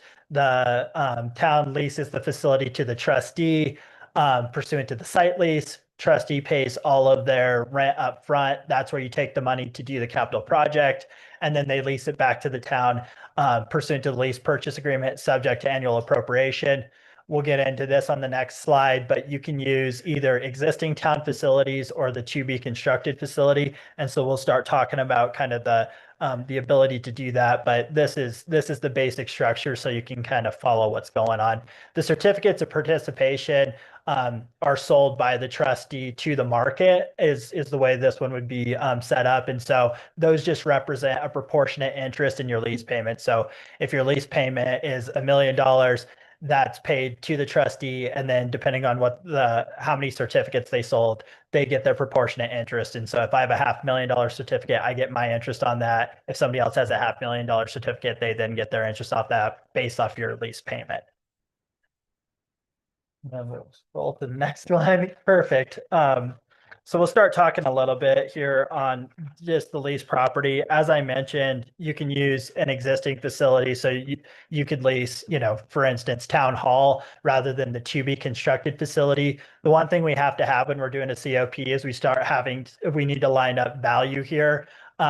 So because this is a lease back situation for the COP holders, what they're looking to is the insured replacement value of the building. So if the facility they're leasing burns down or something, they just need to know you have enough insurance proceeds to put the building back up. So they still have their collateral, or you could, instead of putting the building back up, pay them off. And so that's where this sizing to insured replacement value goes. As far as a newly constructed facility, that basically gets equated with what the value of the building is that you are constructing. And so that's kind of where you get that value. I'll let Maddie chime in as far as it doesn't necessarily have to be 1-for-1, 100%, but I'll let her talk about market tolerance. Yeah, no, I think, we've seen for some other entities that we've been able to go down as low as like 85%, I would say, on that valuation. That said, for a to be constructed facility, the bigger question, which will come up in the later slides that I'm going to talk about, is making sure that valuation is sufficient from a perspective of funding the entire building, right? Because their lease property is the to be constructed facility. So they want to make sure that you are borrowing enough money to fully complete that project. Particularly for an entity the size of the town of Fraser, where you are not going to necessarily have $5 million ready at the whim.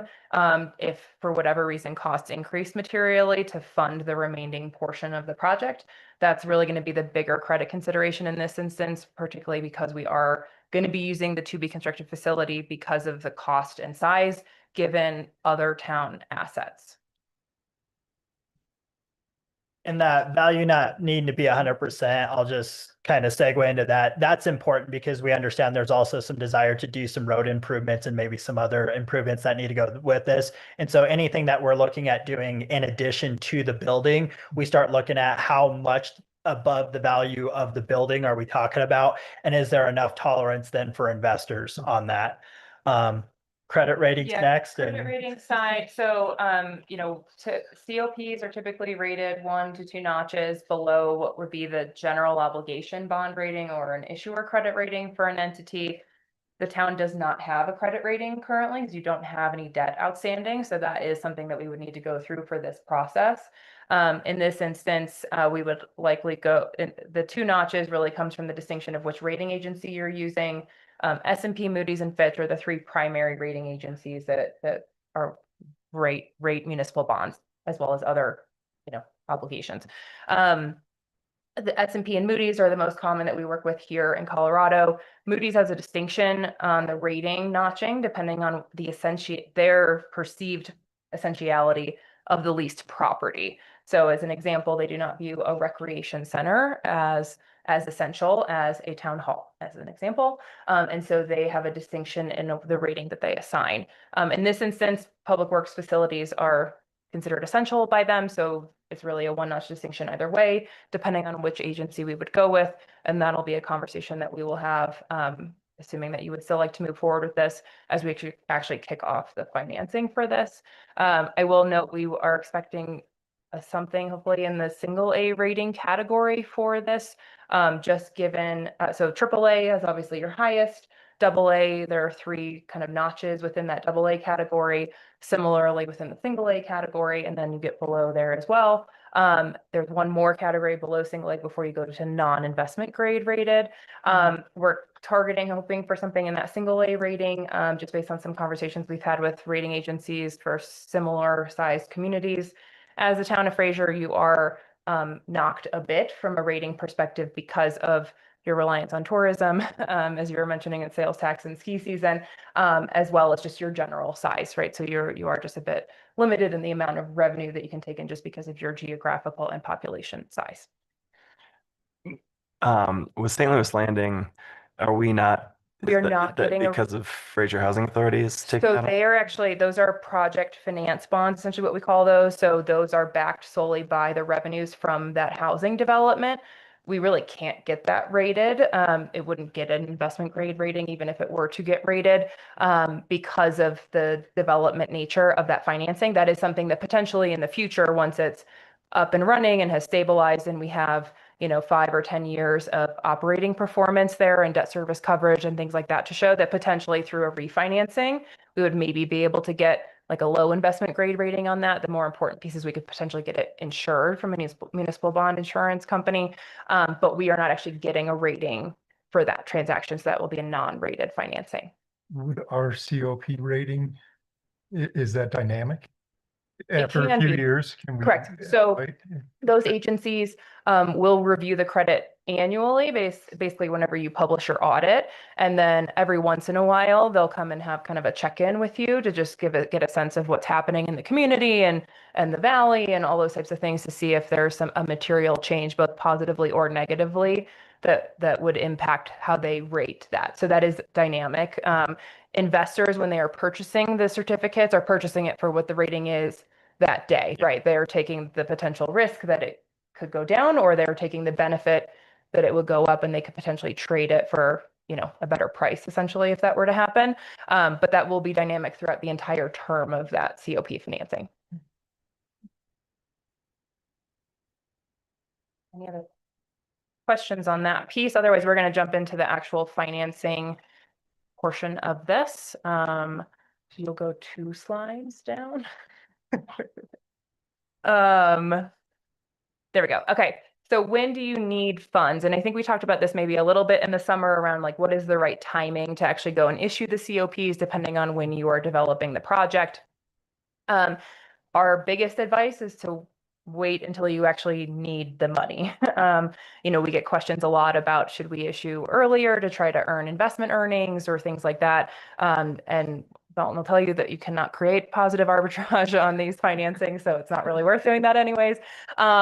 But the other piece that I would say is there's no real need to incur borrowing costs until you actually are sure that you need the funds. The other piece that I mentioned earlier that's really critical for this project specifically is we want to make sure that you are really certain of what those project costs are before we actually go and borrow that money. And the reason for that is, if we think it's $30 million, but it actually ends up being $32 or $33 million, it's really hard and inefficient from a financing perspective to go get that additional $2 or additional $3 million. These COPs, because of the size, and I think we talked about this in the summer, the size as well as the term of the financing, these are going to go be sold in the public market. So this is not like a bank loan where you can just go back and say, hey, actually, can I have another couple $1,000,000 to finish this project? And they're willing to lend it to you. These certificates are being sold to investors in the public market. So your standard buyers of municipal bonds are going to be purchasing these COPs. Those transactions, similar to the revenue bonds, but different from a credit perspective that we're talking about for St. Louis Landing, are very complicated to put together. It takes a long time. It also, you benefit from selling things in larger dollar denominations. And so having to go find an additional $2 or $3 million from a financing is really challenging.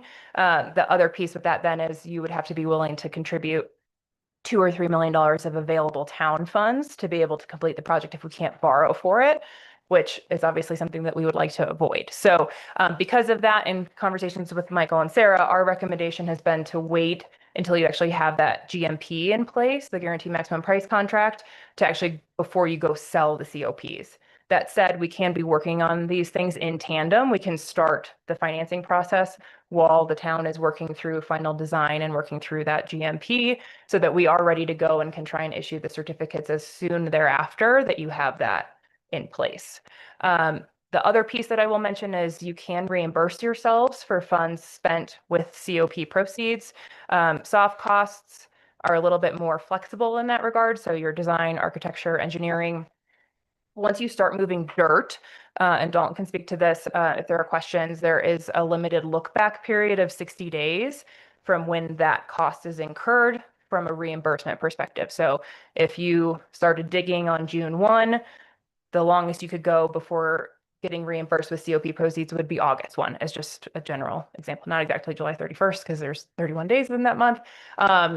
But that's something that we would want to look at, particularly in this instance, because I know there's some road work that would like to be started in April. So that would, I would presume, be moving some dirt. And so that's something that we would typically recommend putting what's called a reimbursement resolution in place. You did adopt one similarly for the St. Louis Landing project, which would allow the town to be reimbursed with COP proceeds upon issuance for any costs that are expended related to the projects that would be essentially covered by those COPs.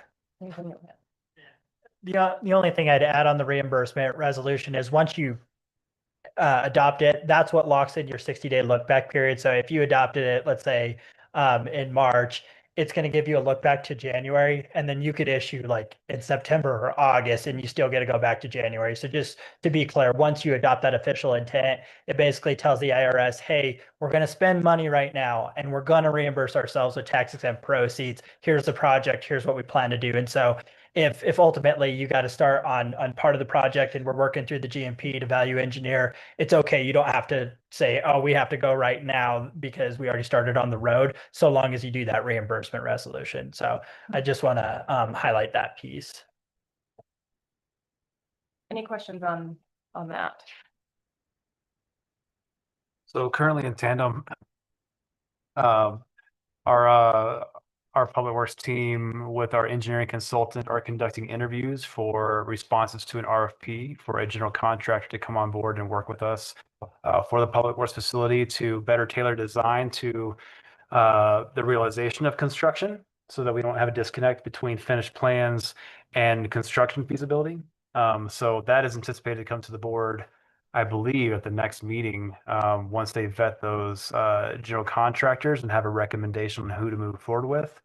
And that would allow us to partner with a general contractor firm, these larger general contractor firms here locally, to be able to look at the completion of plans and provide an updated estimate of costs as we get closer to 100% completed plans, and be able to have a GMP in place through a contract that would be contingent on the issuance of COPs to construct the facility. So you will have that coming forward to you here very shortly for a general contractor. And we've gotten some great responses from that. So we'll be able to be getting estimates of cost and ultimately a guaranteed maximum price that they need for when they go to issue the COPs. So we'll have that contract ready and available before we go to do the COPs to construct the facility. Yeah, and I think, so if you want to go to back to the presentation and the next slide, no worries. So we built out just a very preliminary financing timeline, just so you can see what that would look like. And also I think just helps to highlight, as you've obviously seen already for the St. Louis Landing project, but specific to the COPs, how long these financings take to put in place. So it's usually about 4 months of work or so, we say, start to finish to get one of these. So from kind of kickoff call to closing funds in hand. If you go to the next slide. We built a schedule around assuming a GMP that would be in place by June 12th. Again, this is definitely not set in stone. If you guys decide not to move forward with this project, this all just goes in the trash, and that is totally fine. But I did just want to highlight what this looks like. And so, as we mentioned at the very beginning, we will come back if you decide to proceed with the project and with the COPs to fund the project. We're targeting May 6th, but that date again can move depending on actual timing for construction and when you need funds in hand to approve that authorizing ordinance. So that actually is going to look, there's going to be some more legal documents supporting it that I'll let Dalton talk about that go into the actual COP that he kind of gave an overview of the various documents that kind of create that diagram that was on that slide. Those are approved as to form along with that authorizing ordinance, but the context of it is the same. We create a parameters ordinance similar to the parameters resolution that we had for the Housing Authority for St. Louis Landing for those revenue bonds that creates that box that we have to fit in. So sort of a maximum borrowing amount, a maximum interest rate, maximum annual payment, et cetera. That's what will come back in May based on this schedule. And then we would essentially be working through the overall financing process as the town is finalizing those project costs. Once we have that GMP in place in June 12th, we're pretty much turning around as quickly as we can to then notify the market of that COP sale and then pricing and closing in June and then July. Another question. Yes. So say we move forward with all this stuff. does it make us more likely to do another big project where we require a COP or less likely? You mean like in the future, if there's another large project? Right. That is really going to be dependent on revenues, right? So I think in the conversations that we've had over the last year regarding this project, the dollar amount has obviously increased. I think that when we were talking in the summer, I think it was more in the mid 20s-ish range. Now we're, in the low 30s. And obviously as that increases the annual payment, which then, puts the potential pressure on the budget on an ongoing basis, right, to appropriate those payments. The ability to borrow in the future for additional COPs is really going to be dependent on two things. One is, are there more funds available on an annual basis that the town is comfortable sort of setting aside to appropriate those payments? They are subject to annual appropriation. So legally, you could choose not to appropriate. That said, from a credit and market perspective, they are counting on you to appropriate those funds. And if you were to not do so, that would be problematic from a market access in the future for the town of Fraser, and not just the town of Fraser, candidly, it would be for really all of the local governments in Colorado. The city of Sheridan did that in the 90s, and we still reference it in the disclosure document for any COP that is done in the state of Colorado. So would not recommend that. And then the other piece is leased property. So, the town doesn't have a ton of large value assets to use. And so in that instance, if you were constructing something or purchasing a building that can, similar to this project, where you could have a building already in place, or you're building one that can serve as a lease property, then that provides that capacity. If you're doing something else, which like we've seen some other entities do COPs for road improvements as an example, well, we can't lease a road. So in that instance, we have to go find another municipal building to serve as the lease property. For folks that have ample facilities to lease, then that's not a problem. But obviously, right, so it would be dependent on the project, but also just on the comfort level of appropriating revenues on an ongoing basis for another large project. And if that answer is no, that kind of goes back to what I was saying earlier, which is that is when a lot of communities then turn to going to voters either for a tax increase to just increase revenues, and you can issue COPs utilizing some of that revenue for repayment, or for a debt and revenue question.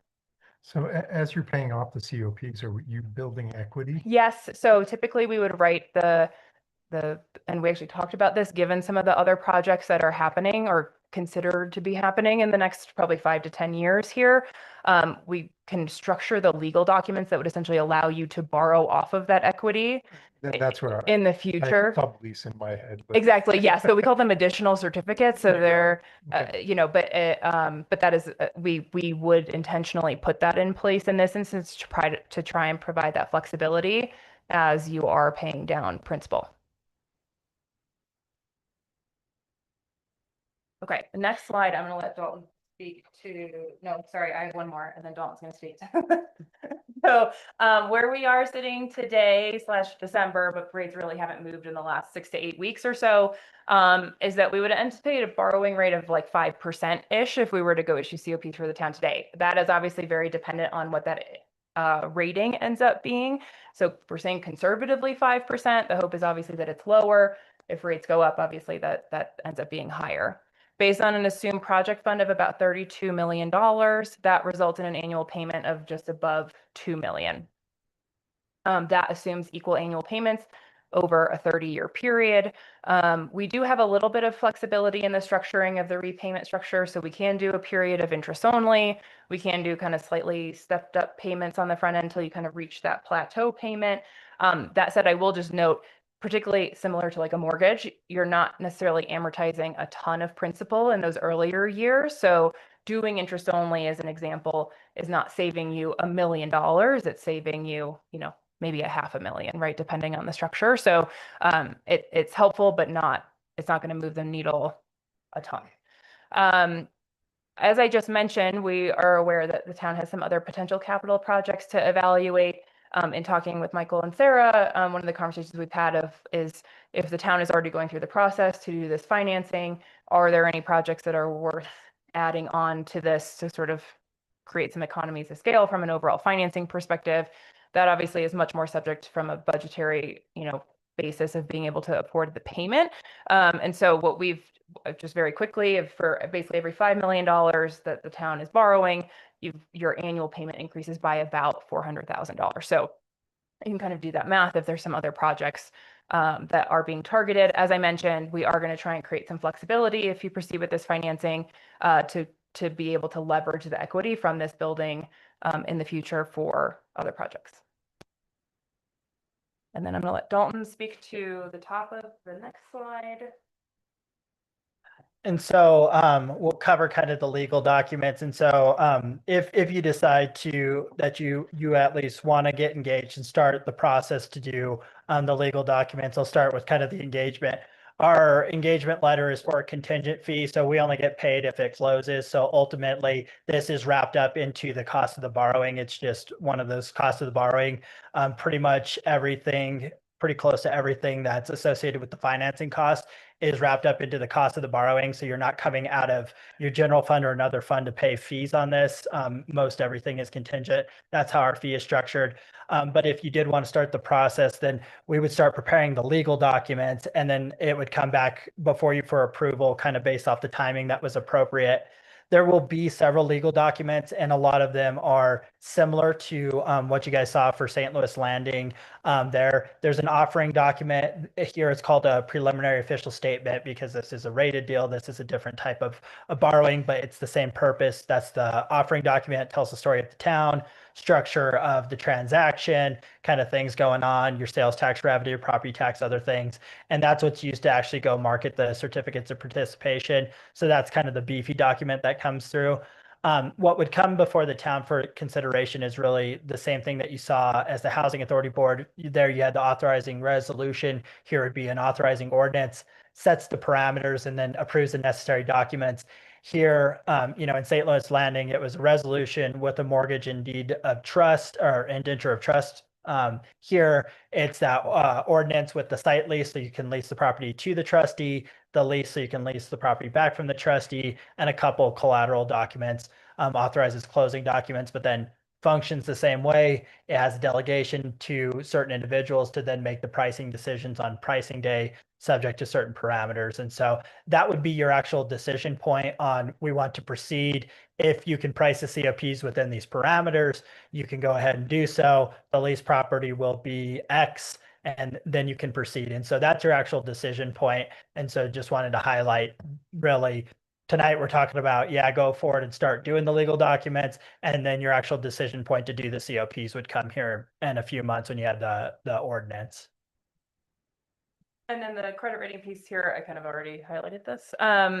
But again, we anticipate getting one rating for this transaction, and that process would coincide with the calendar that I previously presented. I will also note that there is a fee for that. It does come out of cost of issuance as well, and all of those assumed costs. So if you were to proceed, so legal counsel, our fee, an underwriter, rating fee, all of those are factored into those numbers that I talked through on the prior slide. So that was a $32 million project fund. There's assumed to be a slight additional borrowing for those issuance costs, similar to what we're doing for St. Louis Landing. But again, there's no decision making as it relates to proceeding with COPs at this point, other than for you all to make sure that you have legal representation in place for when the decision is made to move forward. That said, I'm happy to answer any questions about COP specifically, and Dalton as well. But we are not asking you to authorize those at this point in time.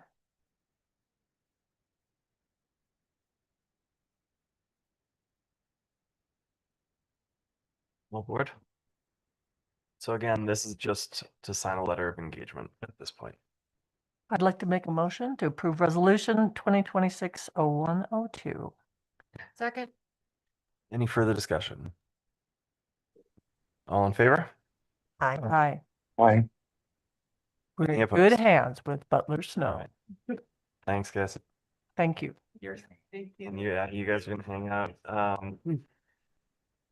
All right, so at this point, we are going to suspend the Board of Trustees meeting and open up the Fraser Housing Authority.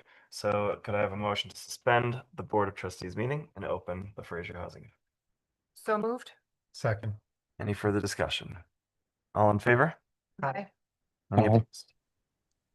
Okay. We are now in the Fraser Housing Authority meeting. The first topic is FHA Resolution 2026-0101. Prop 123 equity recipient, Sarah Dalton and Maddie. Hello, once again, Sarah Catanzarite, Assistant Town Manager.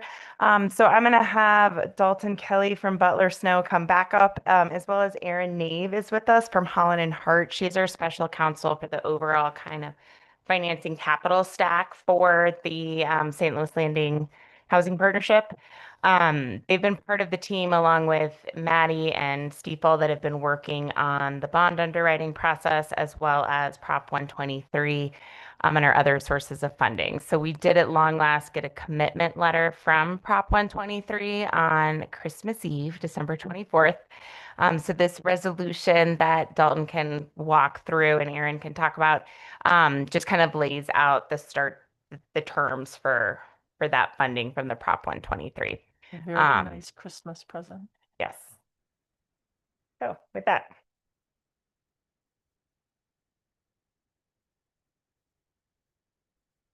Yes, it was a very nice Christmas present because it was exactly what we asked for when we wrote our letter to Chaffa. So they delivered on that. So Dalton Kelly with Butler Snow, we're serving as bond counsel. Erin Naves here as well, and she's been serving as counsel, special counsel to kind of help oversee the transaction. And so Erin and Matt were really instrumental in working with Chaffa to get this commitment through. And so really thanks to them too for getting that pushed through.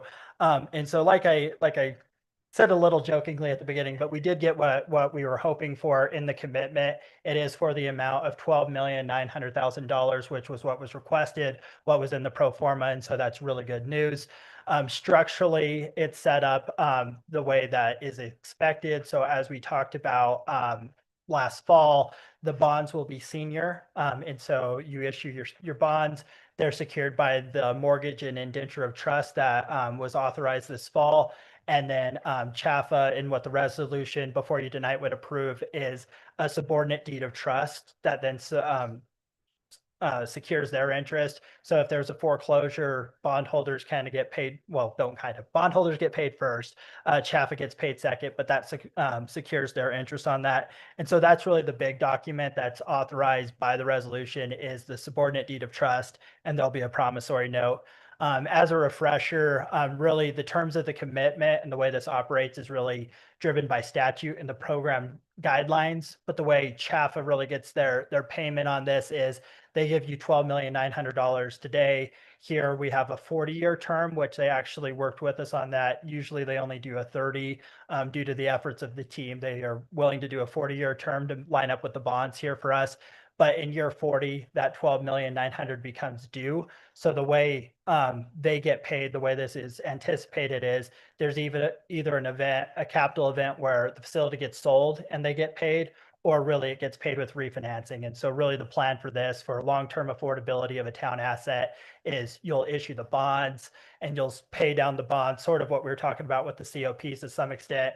You'll build that equity to where then you can refinance and pay off Chaffa's piece on this. And so that's what's really beneficial about this program. There's no standard principal or interest due on this. It's really just a balloon at the end. Now, where Chaffa does get money throughout the process here is they anticipate, and it's modeled in the pro forma, to return at least a 1% return to what we call the bottom of the waterfall here. And when money hits the bottom of the waterfall, it gets split 50-50 between Chaffa and between the town. The money that Chaffa receives goes back into the program. So 1% is to operate. And then there's 49% that goes into this tenant equity vehicle that benefits the project. And so there's some agreements around that. But that's really, as the money gets down the waterfall, how that gets split. But just wanted to be clear that this is really, there's no standard principal, no standard interest. They sit at the bottom, and then really you just need to refinance this in the future. And that's the plan. You said that's a 40-year term? 40-year term. Yep. 40-year on this. And so the regulatory agreement follows suit with the 40-year term. The regulatory agreement is what sets forth the AMI restrictions for this project. The project has to be in line with the Prop 123 equity, which is income averaging of 90%. There's some prescription in the commitment about which units have to be at which AMIs, and it escalates to get to that average. That stays in place really for the life of the financing. And so there's a 2.5-year construction period. And so really it's a 37.5-year regulatory agreement that regulates the affordability on this project. That is a senior affordability covenant, so that comes before everyone. It's also a requirement of CHAFA that stays in place even if there's a foreclosure. And so that affordability is really baked into this facility. And so that's just something ultimately that lives with this facility. There's some market implications, but investors who invest in these things are used to seeing that. The only other piece I think I'll highlight as a high level piece is there's certain post-construction requirements. And so once it's done, they check architectural plans and make sure it's insured. Your management contract has to be satisfactory to CHAFA. And there's just some oversight there. So as you would expect from CHAFA, there's just some annual oversight and some requirements for them to come and check and make sure that there's insurance, the cost certification, you spent the money like you're supposed to. They check your management agreement, make sure it's satisfactory. And so that's kind of the next piece there. I guess the other piece that's a little unique about this, they know the MITEC is out there because usually there's a transfer restriction on them basically getting consent to transfer.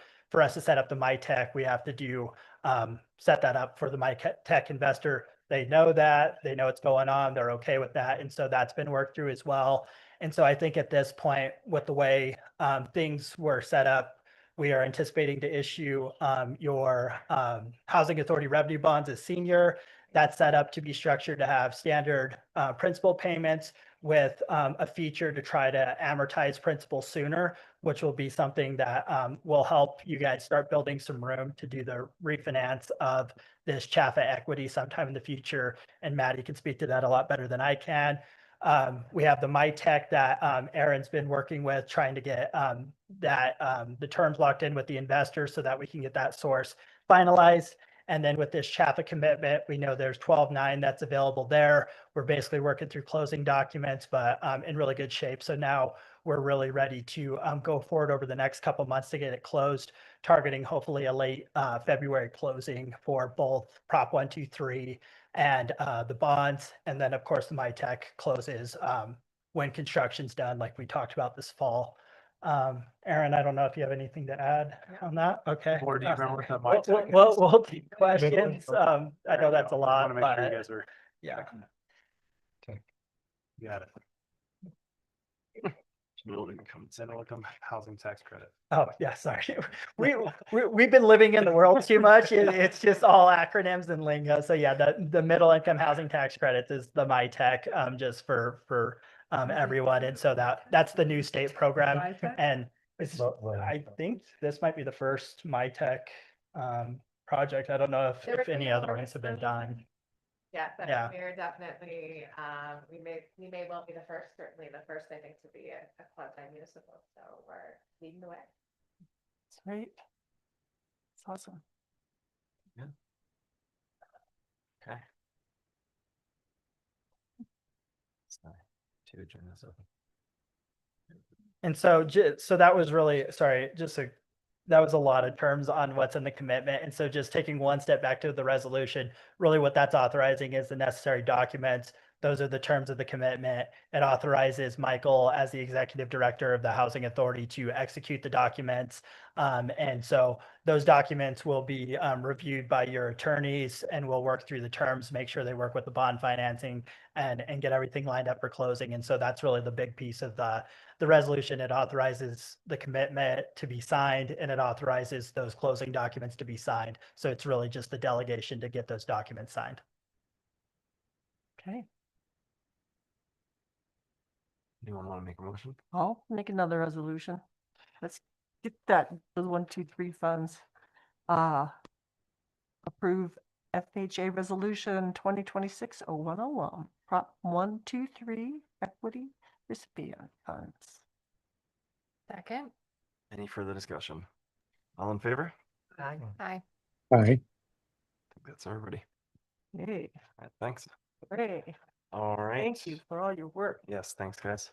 Thank you. Moving on to FHA Here with us. Resolution 2026-0102, supporting housing development grant funding application and signatory authority. Sarah Catanzari. Thank you. So in addition to the Prop 123, the MITEC, the bonds, and all the other grants, we are also pursuing $1 million from the Housing Development Grant Funds. This is a fund created by the Colorado State Treasury and administered by the Colorado Division of Housing. It's known as GAP financing, so it tends to be the last piece of funding that comes in for a project once everything else is lined up to close any remaining funding gaps. So we are requesting $1 million towards Building D, which has some of our lower area median income and rents. So this resolution simply provides support for that application and once again confirms that Michael Brack, as town manager, serves as the executive director of the Housing Authority and has signatory powers. Any questions about that? I'd like to make a resolution to approve 2026-0102, supporting the HDG funding application and signatory authority. Second. Any further discussion? All in favor? Aye. Aye. Aye. All right, that's everybody. Thanks. Okay, moving on to FHA Resolution 2026-0103, First Amendment to FRVHP Grant Agreement. Fraser Valley. There again. Partnership. Yeah, so this is in regards to a grant agreement that we have with the Fraser Valley Housing Partnership. We previously entered into a grant agreement with them for $4.75 million with $1 million of that paid up front and then payments made each year for 15 years. The agreement states that we had to close on all our bond financing by the end of 2025, or they had the option to terminate the agreement. So they did approve this back in December just to extend that deadline for the bond financing to June to give us more time to wrap that up and ensure that we would continue to get this funding from the Fraser Housing Authority towards the project. And then it also changes some of the dates for the different bond disbursements amounts in line with pushing back that deadline. And really the key for the underwriters and our team that's working on this is to have this agreement in place, is especially when it has a large impact on the capital stack for our sources. Definitely a key to closing on bonds is the underwriters want to see this agreement in place and that it's not expired for 2025. So thank you, Sarah, for working with the Housing Partnership on getting this done and bringing it forward here. Okay. You want me to make a motion? Okay. I'll make a motion to approve the Fraser Housing Authority Resolution number 2026-0103. Second. Any further discussion? All in favor? Aye. Aye. All right, Okay. everybody there it is. I'll make a motion to close the Fraser Housing Authority And resume the Board of Trustees. and resume the board. A second. Any further discussion? All in favor? Aye. Aye. Thank you all for coming. Opposed? Thank you. Yeah. Okay, all right, we are back in Board of Trustees meeting. Moving on to updates. Pretty good. Got a couple for you if you want to kick it off. Sure. So for the workshop today, we did meet at the new the future transit facility at 360 Railroad, the old Byers vet clinic there. And I'll be looking at some great opportunities when we close on that property this Friday. And we'll be looking for a lot of public input on how to best provide that for local transit services and some different concepts for how to best utilize that space for the town. Tagging on to that, I'd like to recognize our gratitude to Dr. Shauna Omley Sutton for her 4+ decades of her work as a veterinarian for the town of Fraser. She's done a fabulous job, a lot of compassion, fabulous skills, and was a great ride. We are glad that we were able to buy her building for this future transit hub and wish her well. in all of her future endeavors. Thank you, Sean. Thank Yeah. you. Yeah, well said. We'll talk about your rendezvous with Tilted. Oh yeah. Peggy and Michael and I had the opportunity to tour the Spring Hill Suites that is being built. Bye, drive careful. It's pretty exciting, and the developers are open to having the rest of you guys check it out as well.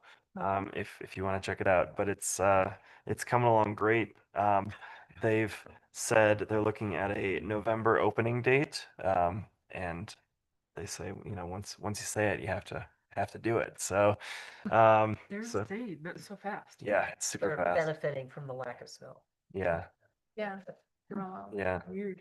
Do they, would they be willing to put a sign up that says what it's going to be? Oh. I've had a ton of people ask me, I think it's going to be like condos or A apartments. rec center, Yeah, I mean, that's, So, That's a great point. Yeah. Yeah. Yeah. That would- maybe even a picture of it, so It's a people. dumpster enclosure. Yeah.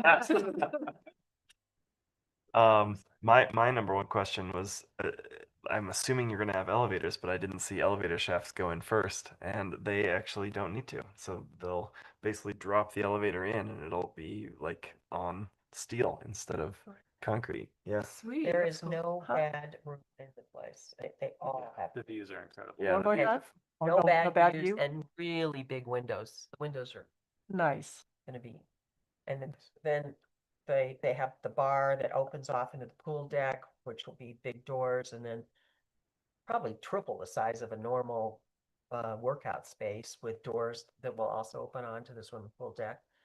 I didn't realize they were that far. Yeah, Yeah. it's really pretty neat. Yeah. Wonderful. Cool. Great. Yeah. It's Maybe very we'll wait till they have stairs and then we'll have a next Yeah. tour with everybody. We were doing Right. ladders. Oh, We went we all did the way a to little- the top floor of that So building. thinking about signs, can we put one up at St. Louis Crossing? St. Louis Says Landing. what? Is that? So everybody knows it's called St. Louis We Landing. have it on the fence, but it just says future workforce housing, town of Fraser, workforce housing, because people don't know what it is. That's a great. They look at it, they think, They oh don't my know what God. it is, Katie. No, people drive by, they don't I know. still don't know what it is. It's a, So what's going rather on large with the post building. office every day? so anyway, See if we can Every day. I think just something, nothing huge expensive, but just something that They're not that recognizes town of expensive. Fraser. Make it- Back. Yeah, piece Uh, of plywood and With pictures. staple it to it. Yeah, and they do have some trusses going up on the first building, which is building C.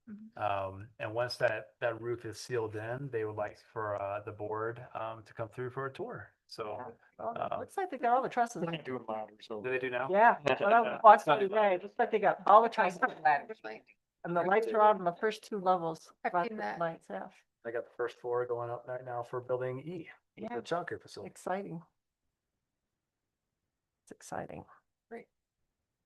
That's all I have. Okay. Any other updates? Got a quick reminder, business enhancement grant applications, the priority consideration deadline this year is February 1st. So please help spread the word. The application's on our website. I'm happy to answer any questions if you want to send people my way. But yeah, I'd love for you to encourage businesses to apply if you know of any that have possible improvements on their radar, or if you want to make friendly suggestions, they might want to have them on their radar. Is it being advertised? Yeah, it's on our website. We've pushed it out a couple times through social media. I've asked the DDA to help spread the word, and then I'll send an email to all of our business license holders. Any radio or? I actually asked KFFR back in November, December to promote it as well. Can we put it on the chamber, like internal email? Yes. they have? Yeah, thank you for that reminder. I will send that to Catherine Ross tomorrow and get that up through them. Yeah. Katie's gonna advertise. It sounds like it. I'll tell everyone. One group text. Group text. I'm just joking. I just don't. It's just easier, that way. Yeah, I think hitting people in different ways is good. Yeah. Mhm. KFFR. Okay. Okay. Any other updates? No. Okay. I move to adjourn. Second. Further discussion? All in favor? Hi. Hi. Hi. Okay. Meeting adjourned.